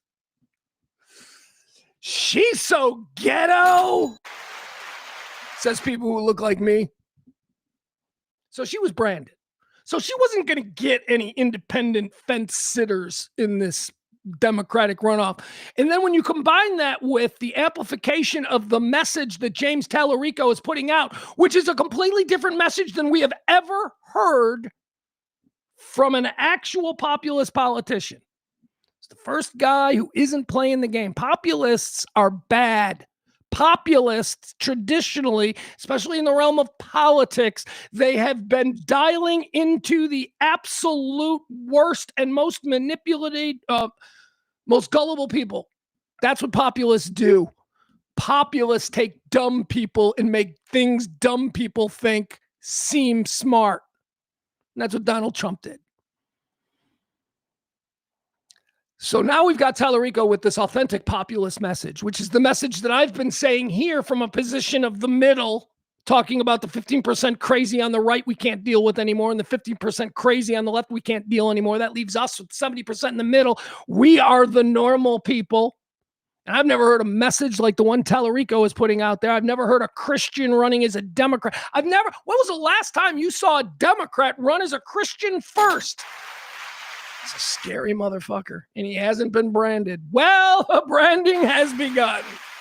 The branding of James Talarico has begun in earnest over the last couple of days, and I've told you about this. How does this happen? How do we suddenly see everybody with the blue check, with the 400,000 followers on Twitter, saying the exact same thing? Well, that's because it's a narrative that is put forth by people in high positions. It's true. It's talking points. GOP, not even GOP. At this point, it's MAGA, conservative, almost Christian national right talking points that are sent out to thousands of people every morning. Influencers, people on the radio, people who do hits on Fox News, opinion makers, columnists, TikTokers. Everybody gets this in their email or however the hell they receive these things now. James Parker gets these. Everybody on WBAP gets these. And then when you listen to them, they're professionals. They're good. They're able to take these talking points from other people, things that they don't actually believe, but they're able to take them and say them in a way that triggers you, the stupids, into doing what the puppet masters want. So the branding has begun of James Talarico. And I was wondering, I was very interested in how they were going to brand him, because on paper, when he talks like the nicest guy you ever heard.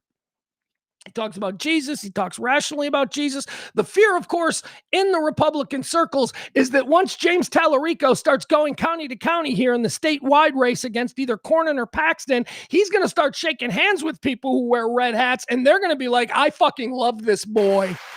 This boy seems nice. This boy, dare I say it, is Mr. Smith.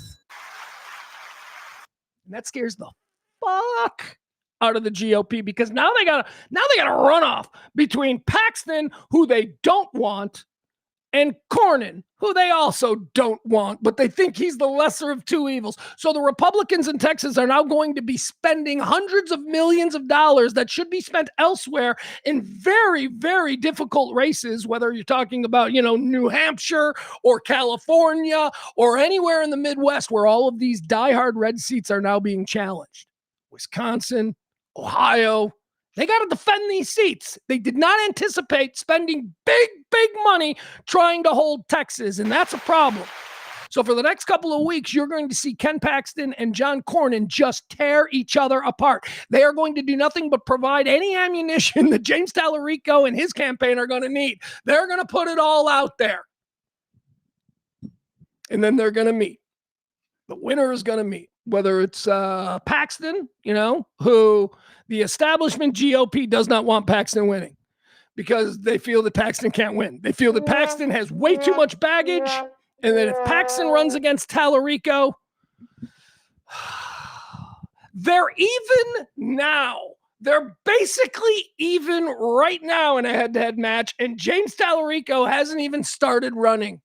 And Cornyn and Paxton, they haven't even really started killing each other yet, because now they're going to start killing each other. So that's interesting.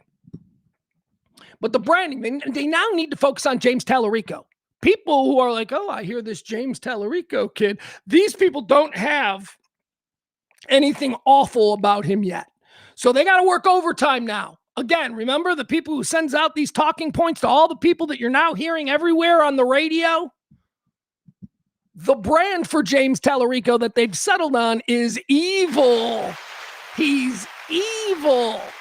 Everybody is using that word. I've got examples. I can show you how the branding starts. Everybody is using that word. Evil. They've all agreed. He's evil. He's evil. You're a real Christian. You're a real Christian who hates fags and, likes your all-white church, and you love MAGA, and you hate the Arabs, and, you're okay with ICE kicking in doors in neighborhoods. They're not your neighborhoods. You're a real Christian. That other guy who's talking about Jesus and talking about how we need to be good to one another and how we need to stop fighting amongst each other, he's evil. Guys, that's gaslighting. That is the perfect definition of gaslighting, because nobody who watches James Talarico for the first time, their first thought isn't going to be, oh my God, he's evil. He's an agent of Satan. He's an agent of Satan, and President Trump was appointed by Jesus or God or whoever. That's gaslighting, folks.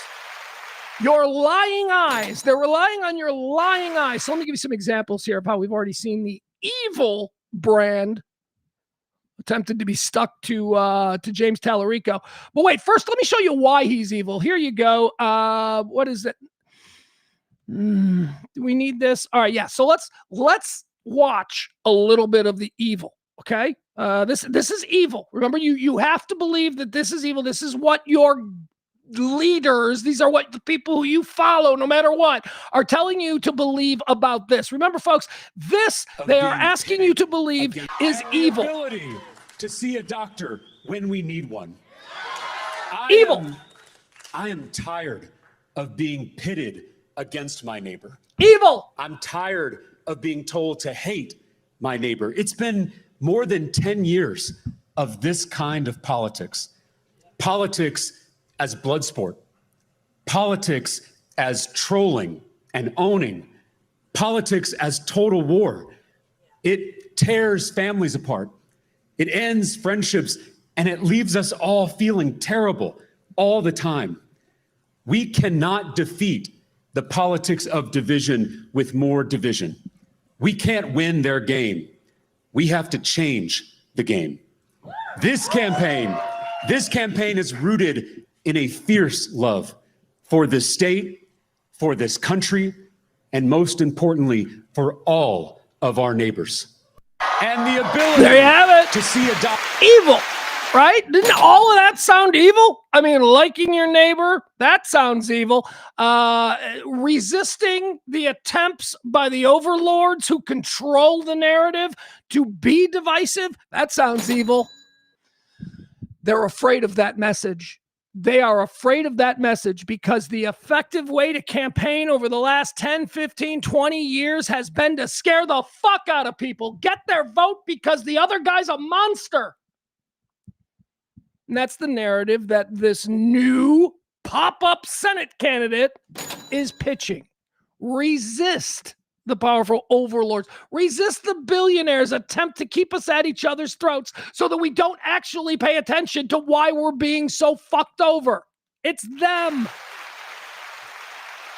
All right, that's it. So that's evil. What is this one? Is this one evil too? Let me see. Here's more. Yeah, we'll do some more evil Talarico. Because remember, we're going to show you examples of how we're being told what to think. You're being told what to think, not me. It never works on me. Here's evil, more evil. There is something happening in Texas. The people of this state have given this country a little bit of hope. And a little bit of hope is a dangerous thing. It doesn't matter. It doesn't matter what happens in this Republican runoff. We already know who we're running against. The billionaire mega donors and their corrupt political system. That's the message. Not any one politician. It's Bernie Sanders with Jesus. Not any one political party. We are running against the broken system and the powerful people who broke it. They're scared of the movement we are building. Yeah, they are. They're going to throw everything they have at us. Yep. They're going to call me a radical leftist. Evil. They're going to call me a fake Christian. Evil. They'll call our movement un-Texan, un-American. They'll call us a threat. The only truth is we are a threat. We're a threat to their corrupt system. 2,000 years ago, when the powerful few at the top hurt those at the bottom, that barefoot rabbi didn't stay in his room and pray. He walked into the seat of power and flipped over the tables of injustice. Evil! Jesus was evil! To those who love this state, to those who love this country, to those who love our neighbors, it's time to start flipping tables. Let's flip some motherfucking tables! That message is evil. They're afraid of that message. That is a unifying message. That is a message that me and Barney could look at each other and go, let's fuck somebody up who's up on top of us, who's been making our lives miserable. That is a unifying message. Now, I'm not suggesting that Barney would ever in a million years, because I think Barney's too far gone. I see what Barney shares. Barney will never in a million. He'll vote for Cornyn. Or what we're all hoping for, you just stay home. Just stay home. Just stay home. All right. That's the other problem. If Paxton wins, they don't feel that Paxton can beat Talarico head to head, especially after all these months of Cornyn and Paxton going at each other and Talarico basically having a free lane to do whatever he wants and to build his own narrative. They're afraid of that. But then if it's Cornyn versus Talarico, they're kind of afraid of that too, because they don't think that there's a lot of love in MAGA Texas for Cornyn, and those people might not show up. So there might be very low voter turnout if it's Cornyn, and if it's Paxton, they don't think he can win. They don't think the Republicans in Washington, D.C. and the Republicans in the state of Texas do not think that John Paxton has a chance of defeating that populist message from the white boy from rural Texas who talks about Jesus. And God, I hope they're right. All right, so now let's get to the evil stuff. Here's how we first started seeing it. No, you know what? I got one more. This is a stump speech of his that I like. This is another. So I want to make sure that you know what it is that he's saying, so that when I show you how they're calling him evil, you will have full context of what they are calling evil, what notions, what ideas, what things he's saying. It's top versus that the people who you bow down to at church every Sunday night are now in unison calling evil. This is what your reverend is out there on Twitter calling evil. The biggest divide in our country is not left versus right. It's top versus bottom. Billionaires want us looking left and right at each other so that we're not looking up at them. The people at the top work so hard to keep us angry and divided because our unity is a threat to their wealth and their power. Well, also, you have to understand that here in America, the things that he is talking about, the people uniting against a unified oppressor, that over the past 15 years has been very effectively called communism. That's communism. Anybody who wants to join forces with their neighbor to take down the oppressive government authority, you're a communist. That has been effectively branded here in this country over the last 50 years. He is not a communist. This is not communism. Taking our country back from a bunch of people who were raised in the lap of luxury, a bunch of rich East Coast elitists, taking our country back from them is not evil. So their social media algorithms and their cable news networks tear us apart. They divide us by party, by race, by gender, by religion, so that we don't notice that they're defunding our schools, gutting our healthcare, and cutting taxes for themselves and their rich friends. And you support that. I'm not going to talk about the healthcare and all that stuff, but you, MAGA, you support that. You support cutting taxes for the rich because job creators. It is the oldest strategy in the world. Divide and conquer. But we will not be conquered. We're underdogs in this fight. We're going up against those billionaire mega donors and their puppet politicians. We're going up against a rigged system. And we're going up against a lot of money. But I'm a former middle school teacher. I don't scare easily. And Texans don't scare easily.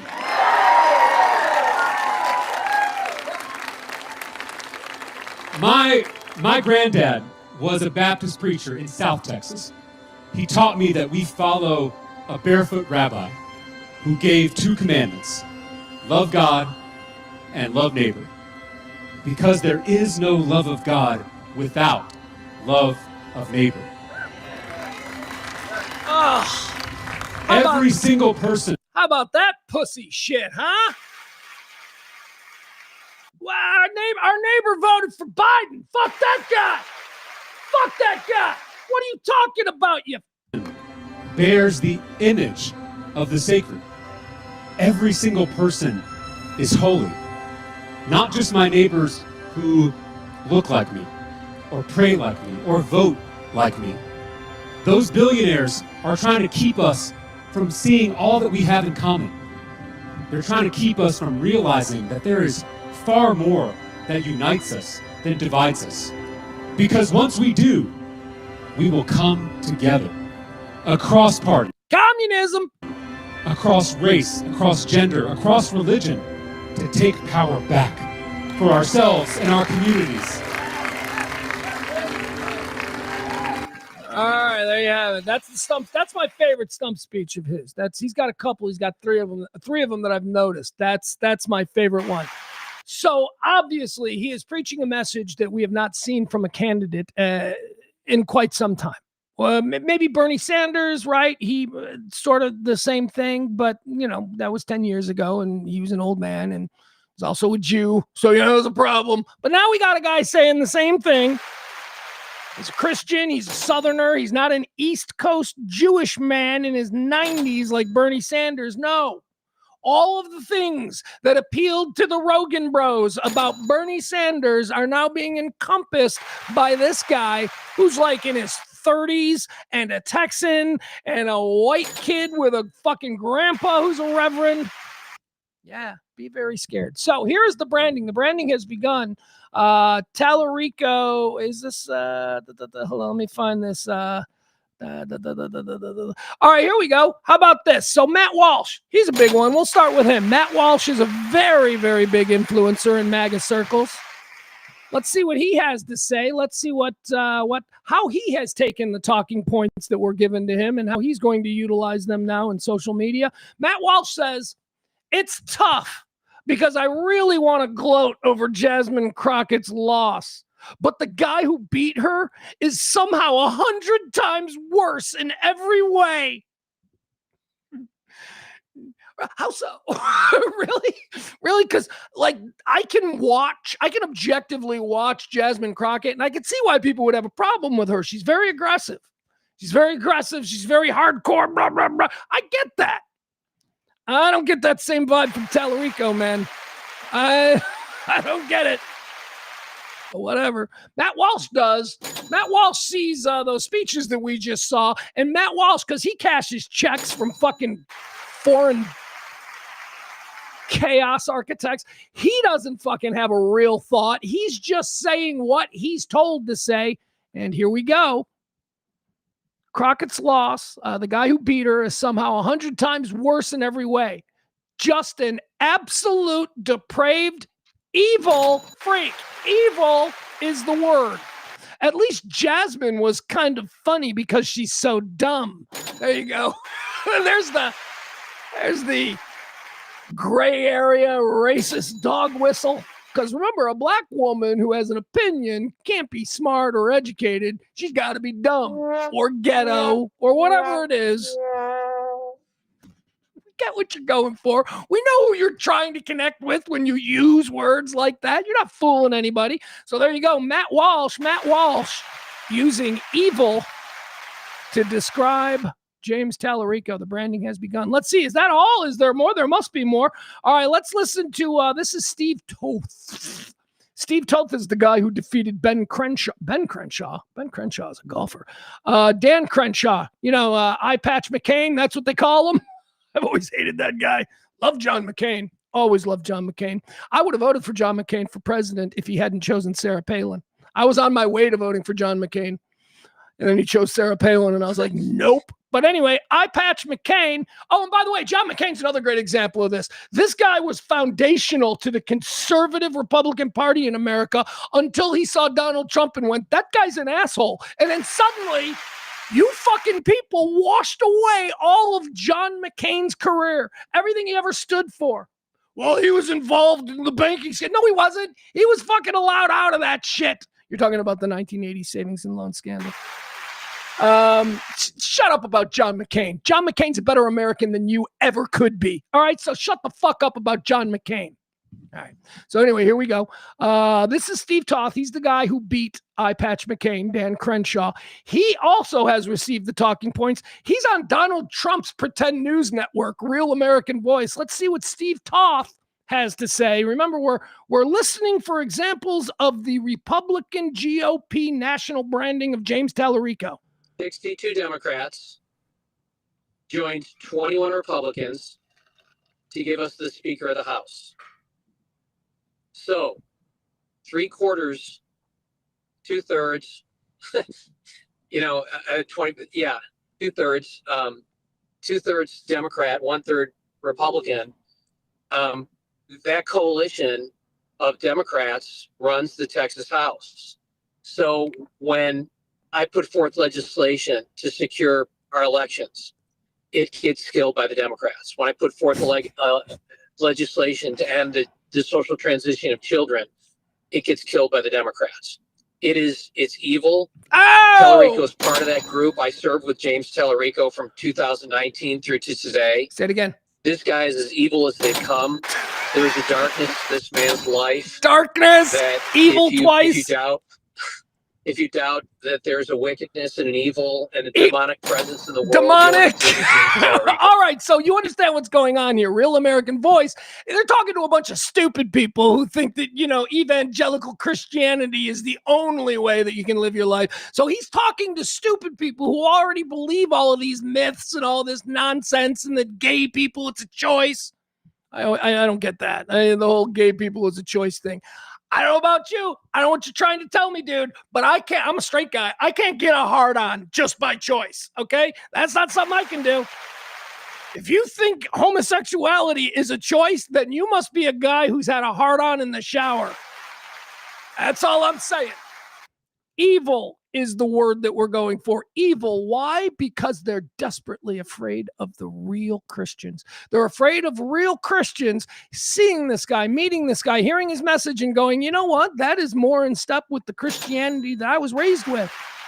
This guy seems like he's really talking about what would Jesus do. I kind of like that. That's what they're afraid of. So what word, what branding would resonate with those people most effectively? Evil. So evil is the word that we're using to describe somebody who is obviously not evil, and that is called gaslighting. Something that MAGA has leaned heavy into for 10 years. Gaslighting. Thunderstorms outside. You walk outside and go, great day for a parade. That's gaslighting. It is obviously not a great day for the parade. It's thunderstorming. All right, so there's that guy. Let's see. How about this one? Here's a rando influencer on Twitter. So I gave you an elected official. I gave you a high-profile MAGA influencer in Matt Walsh. Now let's go with just the randos. The randos that are on Twitter and all that, they all have the blue check, and it's almost always like a black guy or a hot young girl, totally fake accounts. And you look at them and they post shit, and they've got like 700,000 followers. These people also receive the talking points. Here's an example of one of those. Let's see. This comes to us from George. How many followers does George have? Let's see. George has 700,000 followers. All right, 700. George's just a regular guy. He's real. He's not a fucking bot or a manipulator or somebody bought and paid for being run out of a fucking bot farm. He's just a regular guy like you and me. You and me have like 200 followers. He's got like 1 million because he's just a regular guy. And here's what he's saying. Hold on. This is a response. We'll play the Talarico thing, and then I'll show you his response. Do you know any undocumented immigrants? No, I do not. When I was a teacher on the west side of San Antonio, I taught a lot of students who were undocumented. And I don't want to stereotype, but those students tended to be the most patriotic, the hardest working students that I had in the classroom. And again, I haven't stated this enough to say this definitively, but there are interpretations of certain passages from the Torah where some folks will even say that there's some subtle instructions for how to perform an abortion in the ancient world, certain things to drink, things like that. Before we go further, I want to acknowledge. By the way, that is absolutely true. That is a fact. That is a fact that they were doing abortions 3,000 years ago. There was a plant, nightshade or something like that. Some weird. I know it because they mentioned it in Game of Thrones, and then I looked it up. I'm like, is that a real thing? And yeah, that our trans community needs abortion care too. Defending trans Texans is something we have to do every day at the state capitol. And you better believe I'll be giving sermons on that too. I want us all to be aware of is that modern science obviously recognizes that there are many more than two biological sexes. In fact, there are 6. Is both masculine and feminine and everything in between. God is non-binary. All right, that's the one I wanted to leave on. All right. Now let's watch. Here's what this guy says. This again, George. Hold on. Let's pull up George. George posted that, and then George said this about that. Here we go. Let's see what George says. George, with his 700,000 followers, just a regular guy like you and me. He's not a bought and paid for influencer who's only there to make you think shit that ain't true. 700,000 people follow George. He says, I know we're all laughing at Jasmine Crockett, but this James Talarico guy is pure, say it with me, evil. There it is. She was just ghetto. There you go. He, on the other hand, sounds super demonic. He is the definition of a wolf in sheep's clothing. Okay. That clip, that last one that we showed you there, that last clip from Talarico where he talks about God being non-binary, that's gotten a lot of traction. And people are like, look at this crazy person. He thinks God is non-binary. What do you think God is? That would be my question. Of course, God is non-binary. God ain't a dude. God ain't a girl. Do you think God's a dude? Is that what you think? Are you so small-minded that in order to relate to this, it needs to be packaged in something you understand, which is the human form? Because you just don't have the ability of existential thought of that nature? That God to you is a fucking man? Really? Because I never thought that. I just always thought God was a thing. So when he says God is non-binary, I think most smart people agree with that. Most smart people of faith. Are there women? I mean, is this a thing? I don't know. Maybe it's with stupid evangelical Christians, but are there women out there who actually walk around thinking that God is a man? Like, are they hot for God? Oh, God is so sexy. Jesus is a man. Jesus is a man. Jesus is a historical figure. I have no doubt that a man named Jesus Christ actually lived and walked this earth and said the things that he said. Whether or not he's the son of, God, we don't know that. God is not binary. That is a trigger. That is why we are seeing that being pushed now by Republicans who are trying to paint him as being evil, because it sounds absurd if you're simply looking at that in the conversation of, the modern context of trans talk. Non-binary is a trigger word. People who don't even know what it means. They just hear somebody going blah, blah, blah, blah, blah, blah, blah, blah, blah, blah, blah, non-binary, blah, blah, blah. And they hear non-binary and they go, I hate that. That's a word that I hate. He's evil. Fucking God is non-binary, you fucking idiots. All right, but we'll move on. We got one more example of another person, just another rando influencer on Twitter. Let's see if they're using the magic word too. This random influencer, they have, they're a loser. They're a loser. They've only got 400,000 followers there on Twitter. Let's check out this person. Okay, who is this? This is coming to us from, no, that's George. We don't want George. There it is. We want this one. Okay, this comes to us from 9mm SMG with 400,000 followers, right? We're looking for the word. This man is the exact evil preacher phenotype movies use. What? I don't remember them casting fucking Richie Cunningham to play the definition of evil in Hollywood, but what? This man is the exact evil preacher phenotype movies use. No, he's not. No, he's not. And you're stretching. You don't know what he is. You've never seen this before. You people are panicking. So evil is the first line of defense to try and keep the fucking dumb Christians in your corner. That's what you're panicking over. You think this guy is going to be able to reach the dumbest motherfuckers in your base. And he will. He's going to reach some of them. He's going to reach some of them. People are tired, man.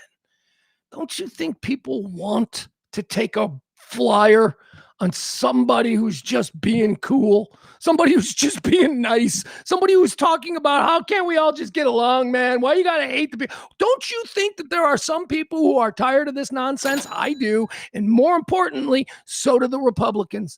And that is exactly why evil is the word we're going to hear. They're going to try that first. We'll see if it sticks. They may go with a couple of other things. I still fully expect him to be labeled as gay or trans or whatever. You don't rule anything out. Anything that they believe will make people think less of him, they will try.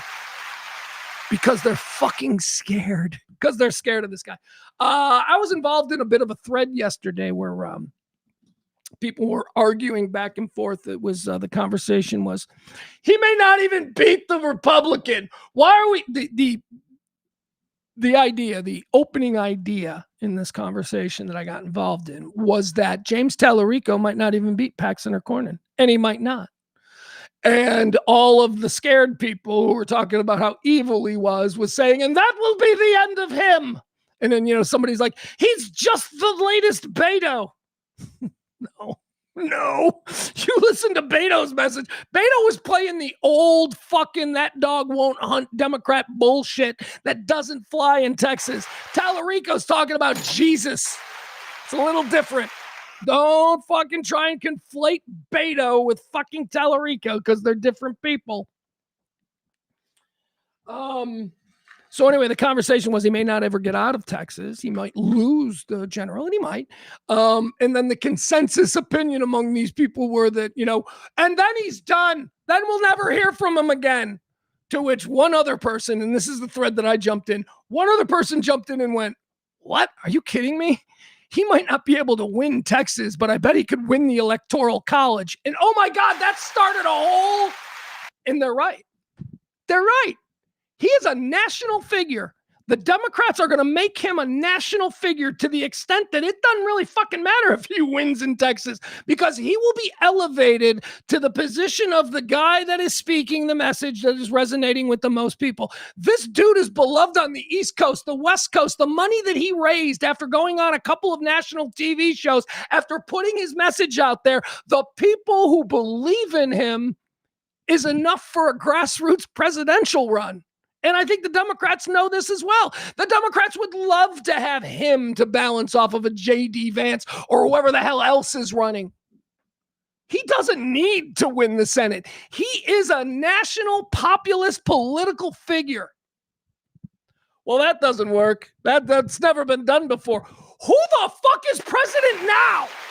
Donald Trump didn't need to be a senator from New York before he was given. No, he caught lightning in a bottle and he became the head of a populist movement. And that is exactly what we're seeing with James Talarico. So call him evil. Think you can count him out? I don't think this guy's going anywhere, because this guy is popular in California, in New York, in Chicago, in the Midwest, anywhere where people are decent and good. This guy is resonating.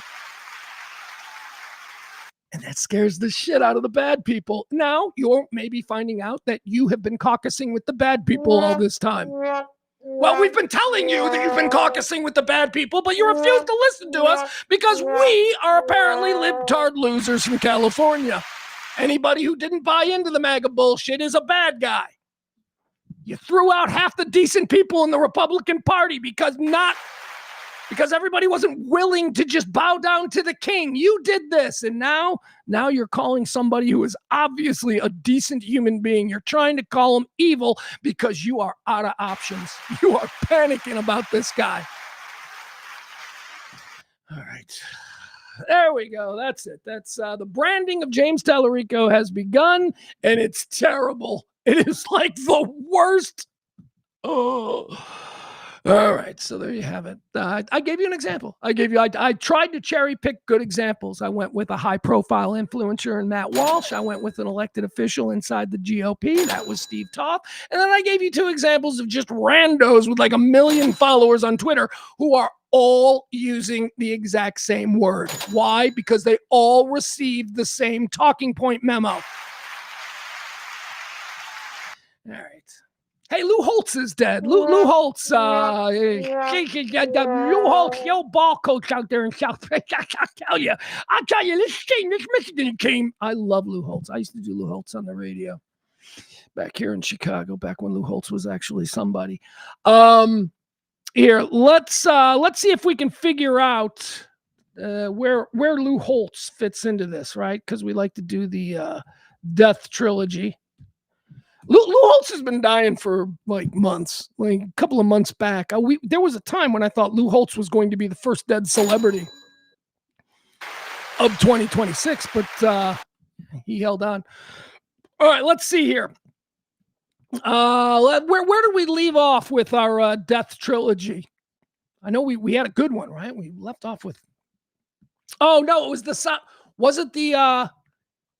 Well, it's got to be the Ayatollah death trilogy, right? The most recent celebrity to die. Okay, let's see here. The most recent death trilogy that we've got.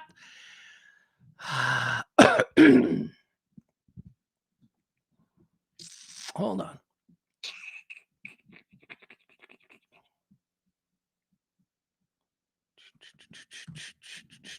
All right, here's what we got. The last complete death trilogy that we have, it was the 6th death trilogy of 2026.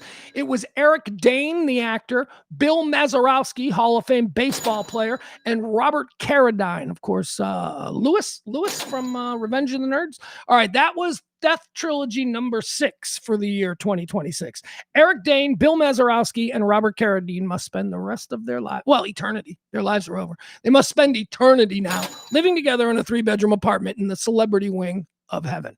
All right, that started a new one, the 7th death trilogy. What is today's date? 1, 5, 6. We're in it. Okay, good. I wanted to make sure we were inside the 10-day window. The rules of death trilogies are this. When the first person in a death trilogy dies, we start the clock. And we need 2 more celebrities to die within 10 days.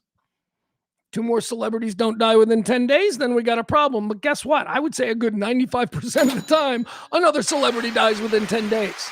So it started out on the 27th of February with the death of Neil Sedaka.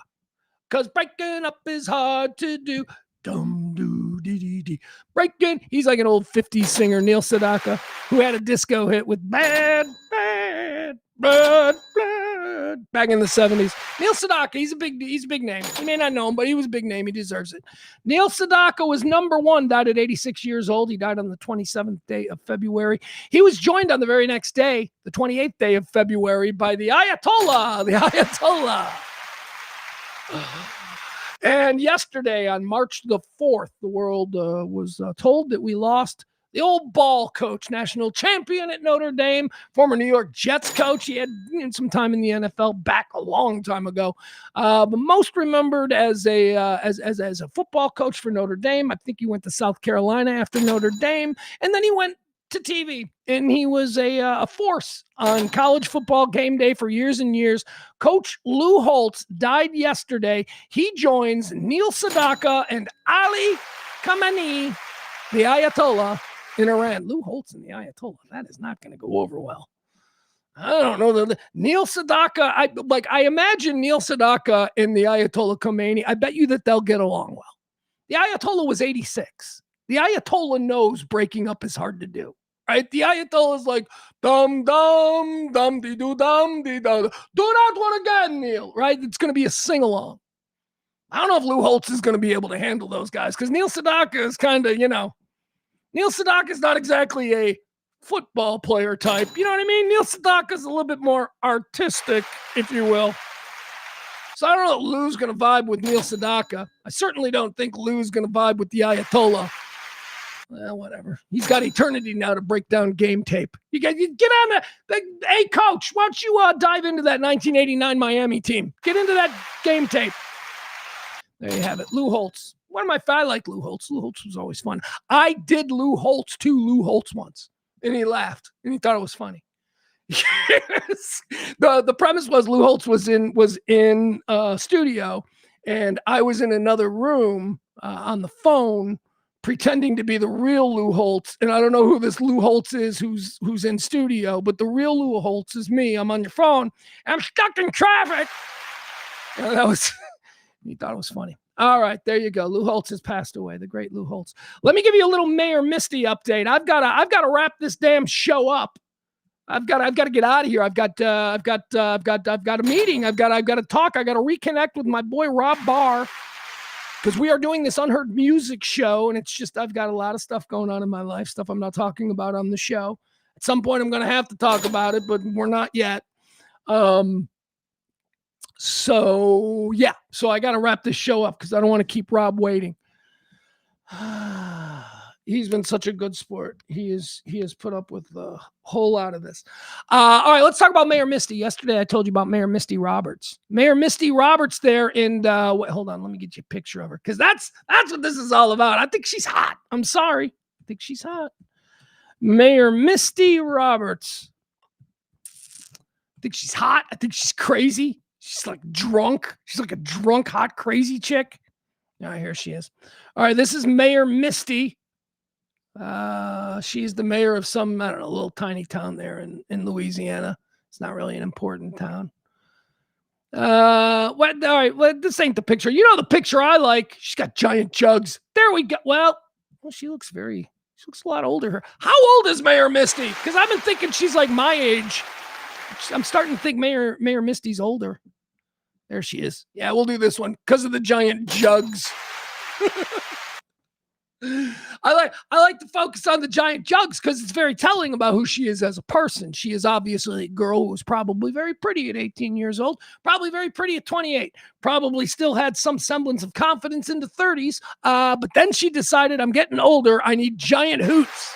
And she went out and made that decision because she's the kind of person who has always, felt that the only thing that she had to contribute to the world was her fuckability. And that's the kind of woman she is. There's a lot of women out there, and she's got the big giant hoots. All right, so there she is.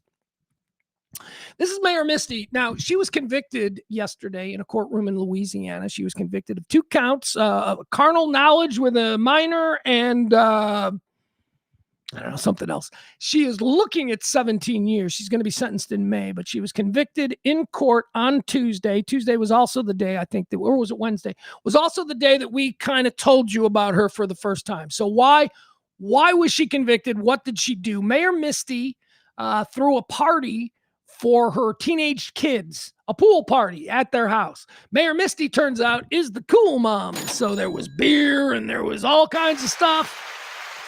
And, whereas most normal parents in these situations, let me tell you how to play this situation. Because first of all, I don't think I've told you yesterday, I'm not buying beer for my kid ever. Not doing it. I'll buy beer for me and my kid. Like if my kid and I want to hang out and watch a sporting event and he wants to drink and he wants to have a couple beers and we're sitting in the living room and he ain't going out, he is of the age where he now needs to learn about how to drink. He needs to know exactly how many beers before he's got to be cut off, right? These are part of growing up. So that's fine. But I sure as shit ain't buying a keg for his high school graduation party. I don't need that trouble. I don't need to be the cool dad. I have no interest in being the cool dad. You know why? Because I'm already the cool dad. Because I'm already cool. Fuck you. I am the cool dad. All right. So, Mayor Misty, while being the mayor too, isn't that weird? She's the mayor of the town. She's contributing to the delinquency of minors by providing alcohol. And I know a lot of parents have done it. I'm just telling you, I wouldn't do it. Mayor Misty didn't play it the way I think if a parent was to do this, they need to play it, which is this. You provide the whatever party favors, if you will, for the party. And then you and another grown-up, you go upstairs and you watch TV in your bedroom. And every hour or so, you come out and you do a sweep, and then you go back up to your bedroom. That's how you do it. If you're going to do it at all, which I would suggest don't do it. But that's how you do it. You allow the kids to have their freedom, to have their party, but also you make it well known, you better not get too crazy because I'm upstairs and I'm doing laps every hour. That's how you do it. Well, Misty took it one step further. Misty didn't go upstairs and seclude herself in her bedroom watching, I don't know, her week's worth of soap operas or whatever the hell it is that she needs to catch up on. No, Misty put on her hottest bikini and she joined the party. Woohoo! Big giant fake hoots hanging out with a bunch of 16-year-old boys in a hot tub. Well, she ended up hooking up with one of them boys, and that's why she found herself on trial. She hooked up with not just one of the boys at the party, but her son, her 16-year-old son's best friend. Banged him right there in front of everybody. And we told you that story yesterday.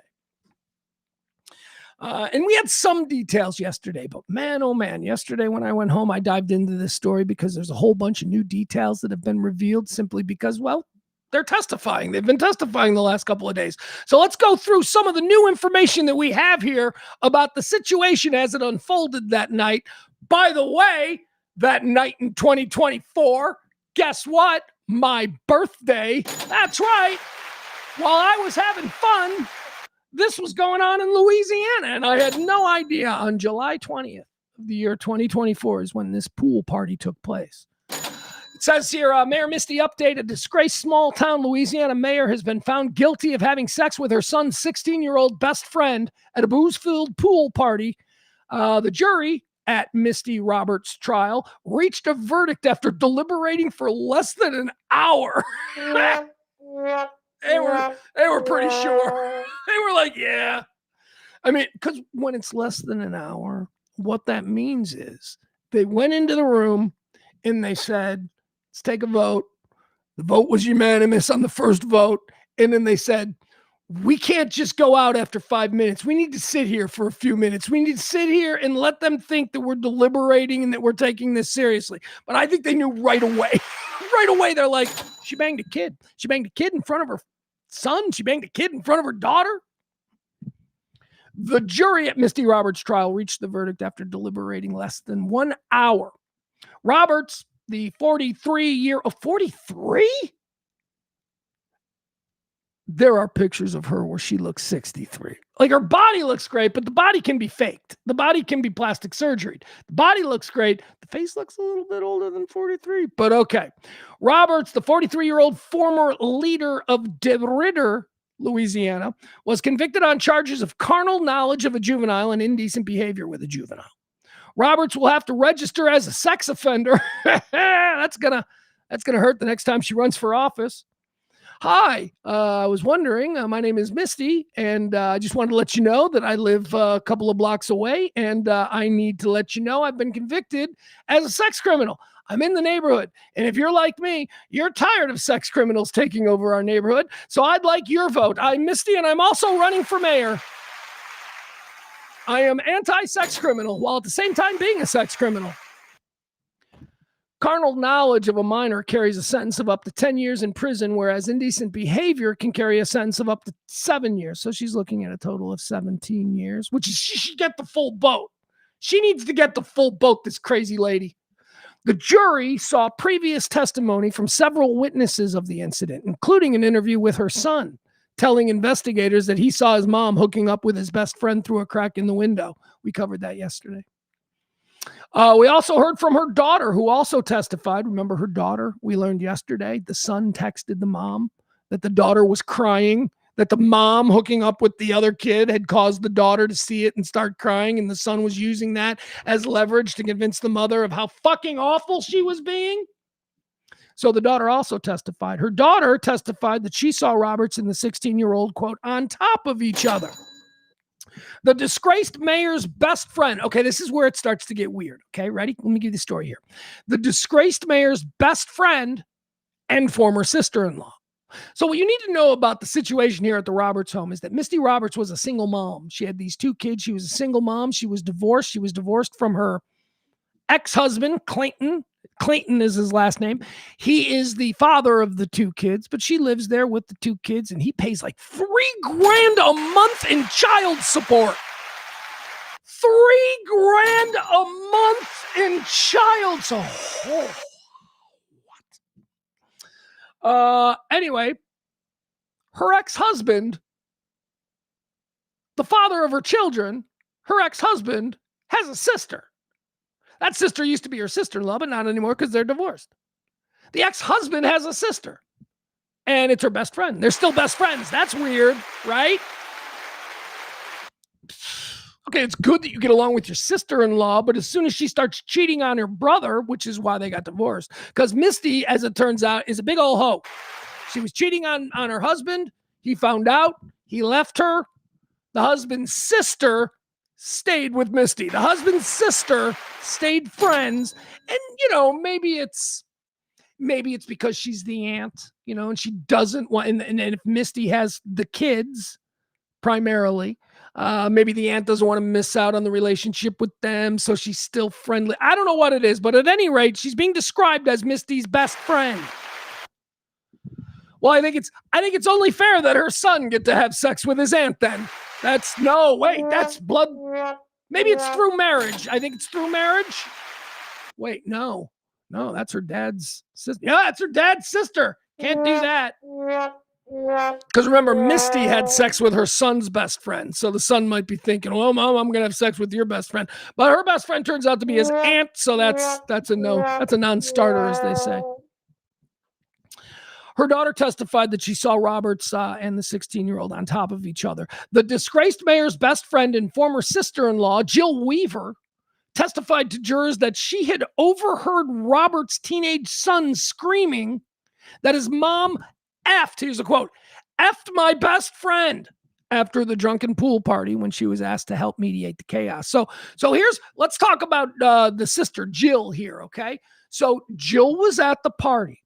Jill and molester Mayor Misty, Jill and Misty were at the party. They probably bought the booze and the kids were there, and Jill's own son was there. So Jill had a kid there too, and it's a high school party and fun.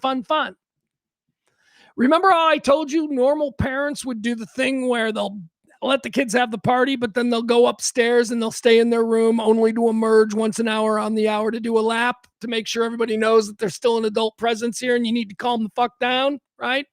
Okay. So Misty and Jill are best friend. They should have gone upstairs. They should have brought a bottle of wine. They should have watched, should have binged watched something on Netflix. That's what she did. Girls' night. But no, because remember I told you, Misty put the bikini on and joined the party. Jill went home. At 8 o'clock. I guess the party started at like 6 or 7 o'clock in the evening, and Jill was there for the first couple of hours. And then she went, you know what? This is a kid's party, and I'm not really having fun, and I'm going to go home. Okay, you call me if you need anything. So Jill leaves, and Bikini Mayor, she's like, woo, party! She's doing all this. She's having fun because her friend ain't there to judge her. Now it's just Misty. She's the only grown-up, and she's looking banging in her bikini with her big, giant fake boobs, and she's having some kind of I'm not pretty anymore crisis, so she's drinking like crazy. So then the situation occurs where she ends up banging the kid in the hot tub. Now, this apparently, as one would imagine, caused pandemonium in the house. How humiliating for the children of the mom, Mayor Misty, the molesting Mayor Misty. Apparently all the kids were talking about it. It was like, dude, your mom's banging her. And the son is screaming, you effed my best friend. And the daughter's crying. It wasn't like this went on under the radar. There was pandemonium in this house to the extent that, remember I told you Jill, the best friend who went home? Well, Jill's son was there.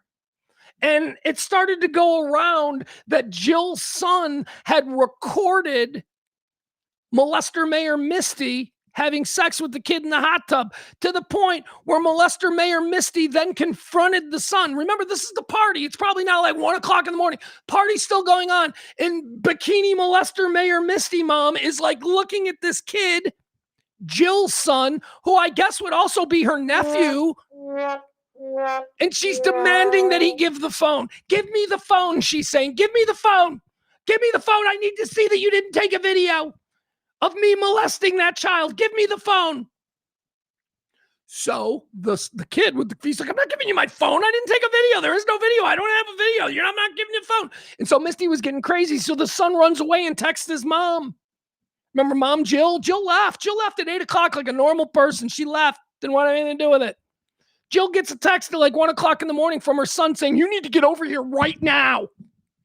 And so now Jill comes back. Jill's at the party. What's going on? And apparently she testified in court that she was greeted by Misty, who saw Jill walk in, and Misty said, oh, great. You called your mom like a little bitch.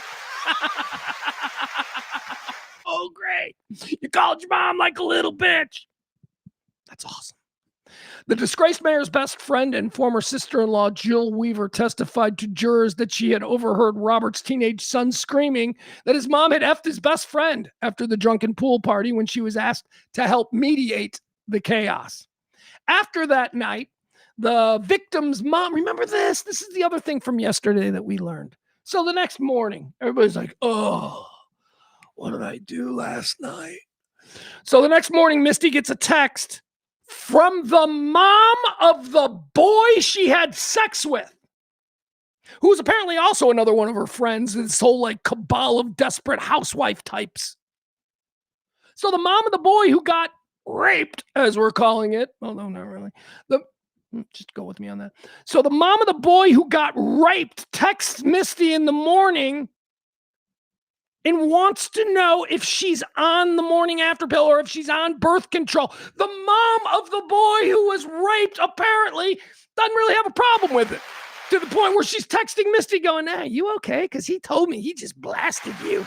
He came home and he told me that he was all up in your job. What the fuck kind of relationship do these people have with each other? Fucking Louisiana. Oh my God. So yeah. So the mom of the victim texts Misty, the rapist, the next morning.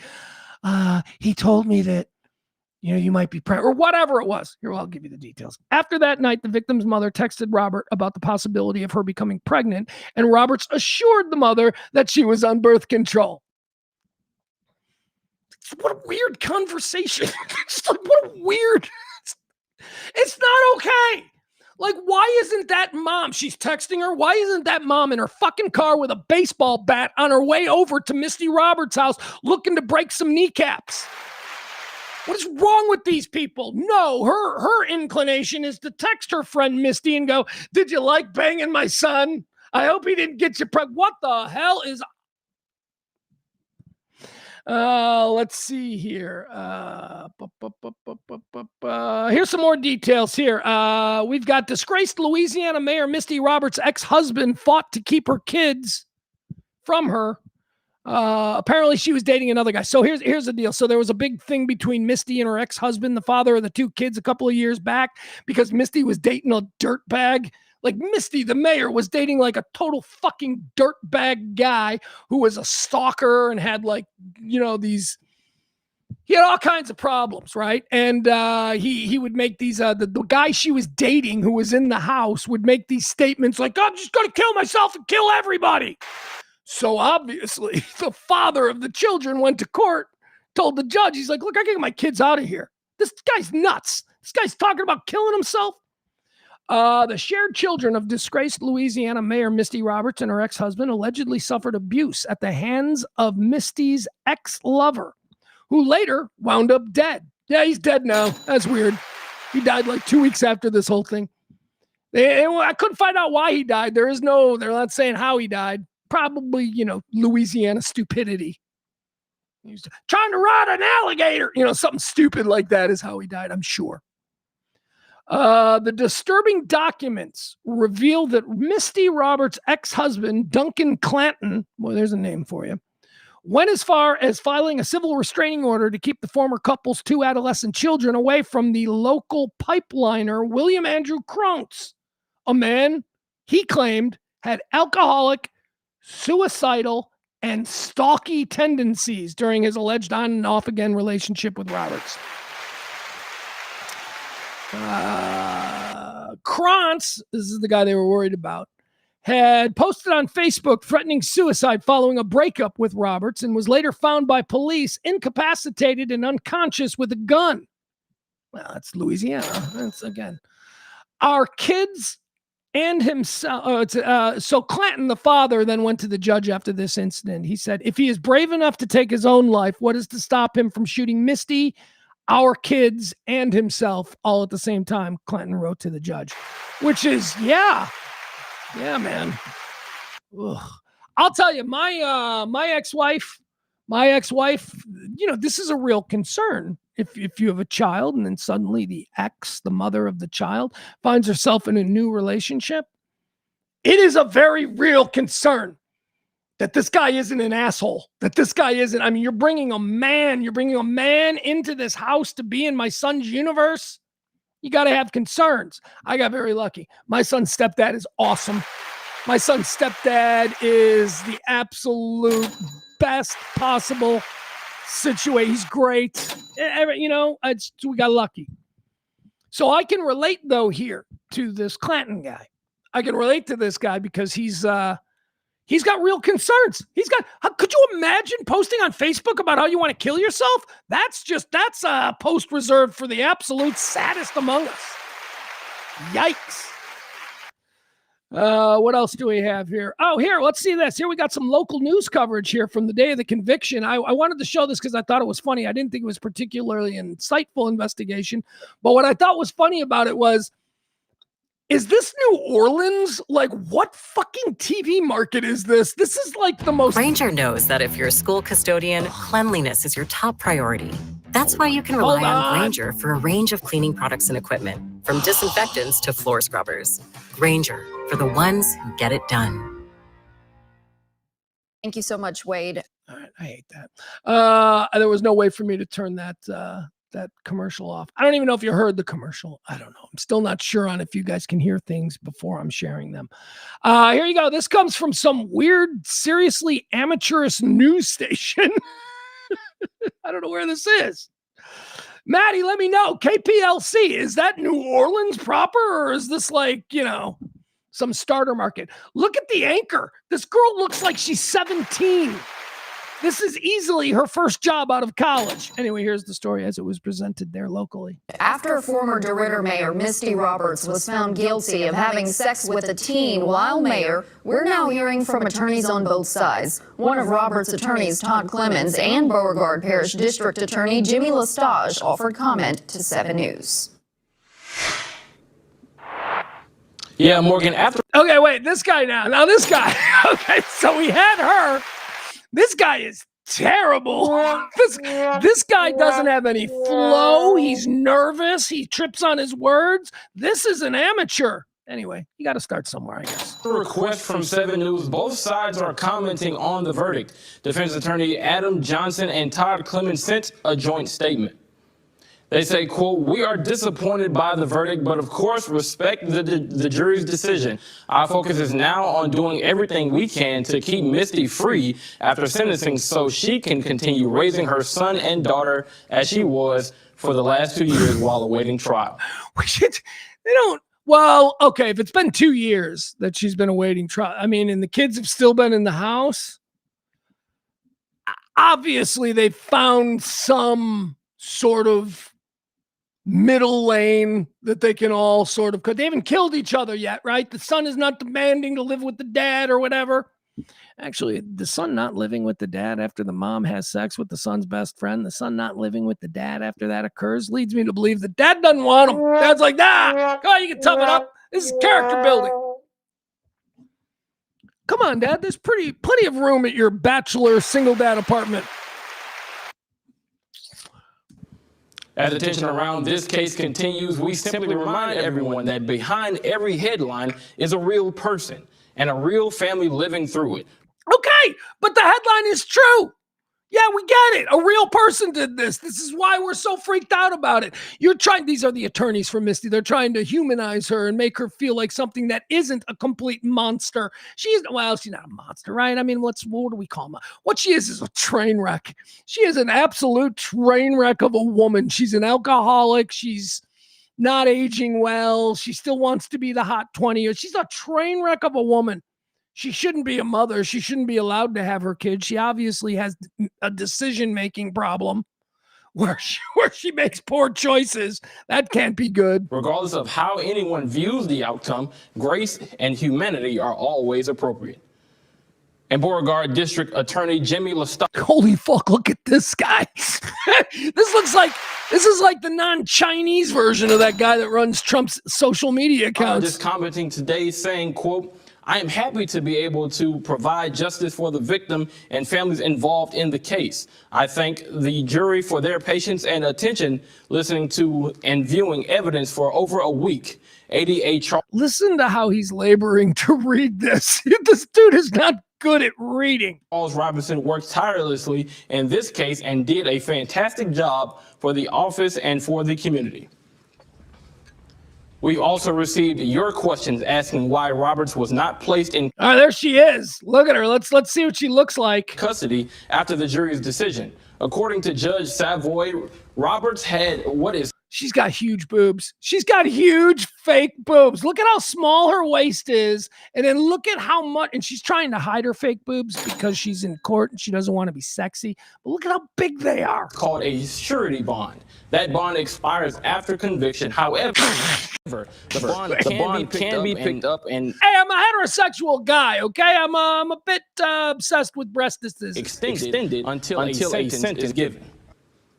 Roberts is currently set to be sentenced on April 17th. She is facing up to 17 years in prison. However, these charges carry no minimum sentence. At your service, Carter, 7 News. All right, thank you, Caleb. All right. Let's see. And then it gets worse. It gets worse because we learned more. We learned more about Misty. So Misty was arrested for the rape of this 15, 16-year-old kid. There's some discrepancy about how old he is. The son on the night of the incident texted his mother, he's only 16. That's what the son texted the mother. Turns out he was actually only 15. Like at the time he was only 15. So when she got arrested for that back in July of 2024, 2 weeks later, her brother was arrested. Misty's brother was also arrested. Here, look at these. We'll show you. We'll show them. There's a nice side by side of them. Wait, is it a side by side or is it? Nah, we'll got maybe two of them at the same time. All right, here's Misty's brother. This is Misty's brother who was arrested 2 weeks after Misty was arrested for raping the 16, 15-year-old child. Here he is. Get a look at him. The handsome devil. that is Misty's brother. Now you're probably wondering, well, Pugs, what could he have done? It obviously couldn't be anything as bad as what his sister did. Brother of Louisiana mayor accused of raping a 16-year-old. Yeah, so the brother is also out there raping kids, which leads me to wonder what was going on in their house growing up. Is there seriously, if a brother and a sister both have no compunctions about having sex with a 15, 16-year-old kid, or maybe they're wired to be, turned on by that, I wonder where that comes from. Because isn't that strange? A brother and a sister both arrested for rape within 2 weeks of each other. The cases aren't even remotely related. The brother of disgraced Louisiana mayor, who is on trial for allegedly raping her son's teenage best friend, was also accused of horrific sex crimes. Misty Roberts' brother, Brandon Lee Roberts, 40 years old, admitted in November to raping a teen girl and a young woman over the course of several years. The guilty plea landed him a prison sentence of 32 years behind bars. So Misty's brother here, look, we get a look at both of them. Yeah. All right. So there's him. There's the brother rapist. And there's Misty, the sister rapist. Oh, the family looks good in orange, don't they? They sure do. Oh, God. Just trash. Just Louisiana trash with just enough money to make it look like they're not trash, but they are trash. You crack them open. That's what we got. Okay, and here's the last one. Here's the last little piece from this story that I wanted. The son's testimony was really interesting. The son who, if you remember the story from yesterday, the son who in the moment was very hot and very angry and very upset and said, you know, he's 16 and you effed my friend and, you know, all that stuff. He, over the course of, you know, the trial as it built, as the evidence was being collected, he changed his tune and decided to circle the wagons, mom being the wagon. So he kind of changed his story and, you know, was now only interested in keeping his mom out of jail. That's kind of how he changed. And you can't really fault him. It's his mom. It's a family thing, whatever. I don't know. I mean, Jesus. Kid's going to be in therapy. Seriously. I mean, this is the kind of thing he's going to have to talk through. Disgraced mayor's son screamed at her after drunken romp with teen at pool. You effed my best friend. You effed my best friend. The teenage son of a disgraced mayor in Louisiana was overheard screaming that his mom effed his best friend after the drunken pool party where she allegedly had sex with a 16-year-old boy, this according to reports. Here's the Jill Weaver stuff, okay? I wanted to get into the Jill Weaver. Jill Weaver is, remember, the friend of Misty, the best friend, who is also the former sister-in-law, who is also, vis-a-vis, the aunt to the boy and the girl that are there. Okay. Jill Weaver, the best friend and former sister-in-law of Misty Roberts, told jurors that she overheard this exchange between Roberts and her son. He was saying that she effed my best friend. Roberts was the most drunk she'd ever been, according to Weaver. Well, not so drunk that she couldn't perform. The mayor's bestie. All right, here's the story about the mayor's bestie. The mayor's best friend left the party around 11 p.m. I thought it was earlier, but okay, 11. The mayor's bestie left the party around 11 p.m. and was asked to return by her own son around 2 a.m. after Roberts accused him of taking a video of her allegedly sexually assaulting a drunken teen. Remember? She's like, give me the video. And he's like, I don't have any video. So he called his mom. To which Jill Weaver testified in court upon arriving at the home for the second time. She was greeted with this quote, "Oh, great. You called your mom." Now, I'm not seeing the little bitch part being reported here, but okay. Weaver recounted that Roberts said this upon her second arrival at the Bacchanal. Then the teenagers showed their phones to Jill to prove that they didn't have videos of the incident, Weaver testified. Weaver would eventually text her own son to lie till you die. So this is Jill Weaver. We shouldn't be giving her any kind of credit or flowers for this, because Jill Weaver, then in the light of day, wanted her son to lie about what he'd seen. Jill Weaver was more interested in protecting her friend Misty and teaching her son that in moments like this, you lie. I'm telling you, people do not really care about pedophilia. Some do. Some of us do. Some of us are absolutely freaked out by it. But what we are learning now is that there are way too many of you. I'm looking at the chat room. I bet you 70% of the chat room is kind of okay with it. But 70% of the chat room makes that distinction between 15 and 5. Well, it's 15. Because I'm telling you, all I see are examples of people who don't seem to have a problem with hooking up with teenagers now. Now, I know that this was a couple of years ago, but whatever. Weaver would... Oh, pop-up. I don't like a pop-up. Weaver would eventually text her son to lie until you die about the chaotic night, and admitted she spoke to Roberts about how to keep the kids from reporting the alleged sexual assault. So the friend actually then started to advise drunk Misty on how to keep a lid on this story. Misty even became so emotional that she threatened to harm herself, Weaver testified while holding back tears. Oh, that's so sad. The jury saw an interview of the son telling investigators that he saw his mom hooking up with his pal through a crack in the window. Small-town mayor's daughter also testified that she saw Roberts and the 16-year-old boy. Roberts resigned as mayor of DeRidder, a town of 9,000 people, days before her arrest. She faces 17 years. All right, there we go. That's all we need of that nonsense. Guys, you know what? We're out of time. We are out of time on this here show. I'm so sorry. I wanted to keep going, but I got stuff. I got to reach out to Rob. I got to see if we're doing this today. I got to figure out what's happening. So please, one more time, thank our executive producer of today's show. Our executive producer is Peter the Great. Thank you, Peter. Peter digs into his pocket and he drops a little something. He treats me like a bartender. That's what I like. I'm your bartender. You're having a drink here for a couple hours every day. When you leave, drop a little something, and that's how we continue to do these shows day after day. Today we are in Pledge Week. This week we are in Pledge Week. We're trying to raise as much money as we can, so please tip the show if you can. That would be greatly appreciated. And if you want to, here's the easiest way to do it. You can drop a big bag of money in front of the shop here, but that's probably not the most prudent way to do it. Drop a little something in the Venmo or the Cash App. It would be greatly appreciated. And if you can't do that, folks, there are plenty of ways that you can help support this show. You can spread the word through liking, through helping the algorithm, through commenting on posts, through forwarding posts, amplifying the coverage of the show. All of those things help. But also, keep coming back. Hang out in the chat room. Bring a friend. Plenty of ways that you can help if you can't help out by dipping a little into the financial part of things. So please, help us out. All right, I guess that's it. All right, I got to stop. I got to do some things. I left some stuff on the table, man. I left a whole bunch of stuff on the table, which only means we'll have an extra long show tomorrow. Yeah, we good? All right, I love you guys. Be cool to one another. We'll talk tomorrow at noon. The Rant every day at noon. It is talk for normal people. Thanks, buddy. Bye.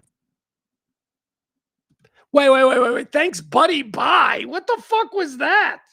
What did I for a minute think I was on the phone? That's how I talk to my son. Well, that just shows how deeply I care for you. That's how I talk to my son. All right, thanks, buddy. All right, bye. Or whatever. I love you guys. Talk to you tomorrow.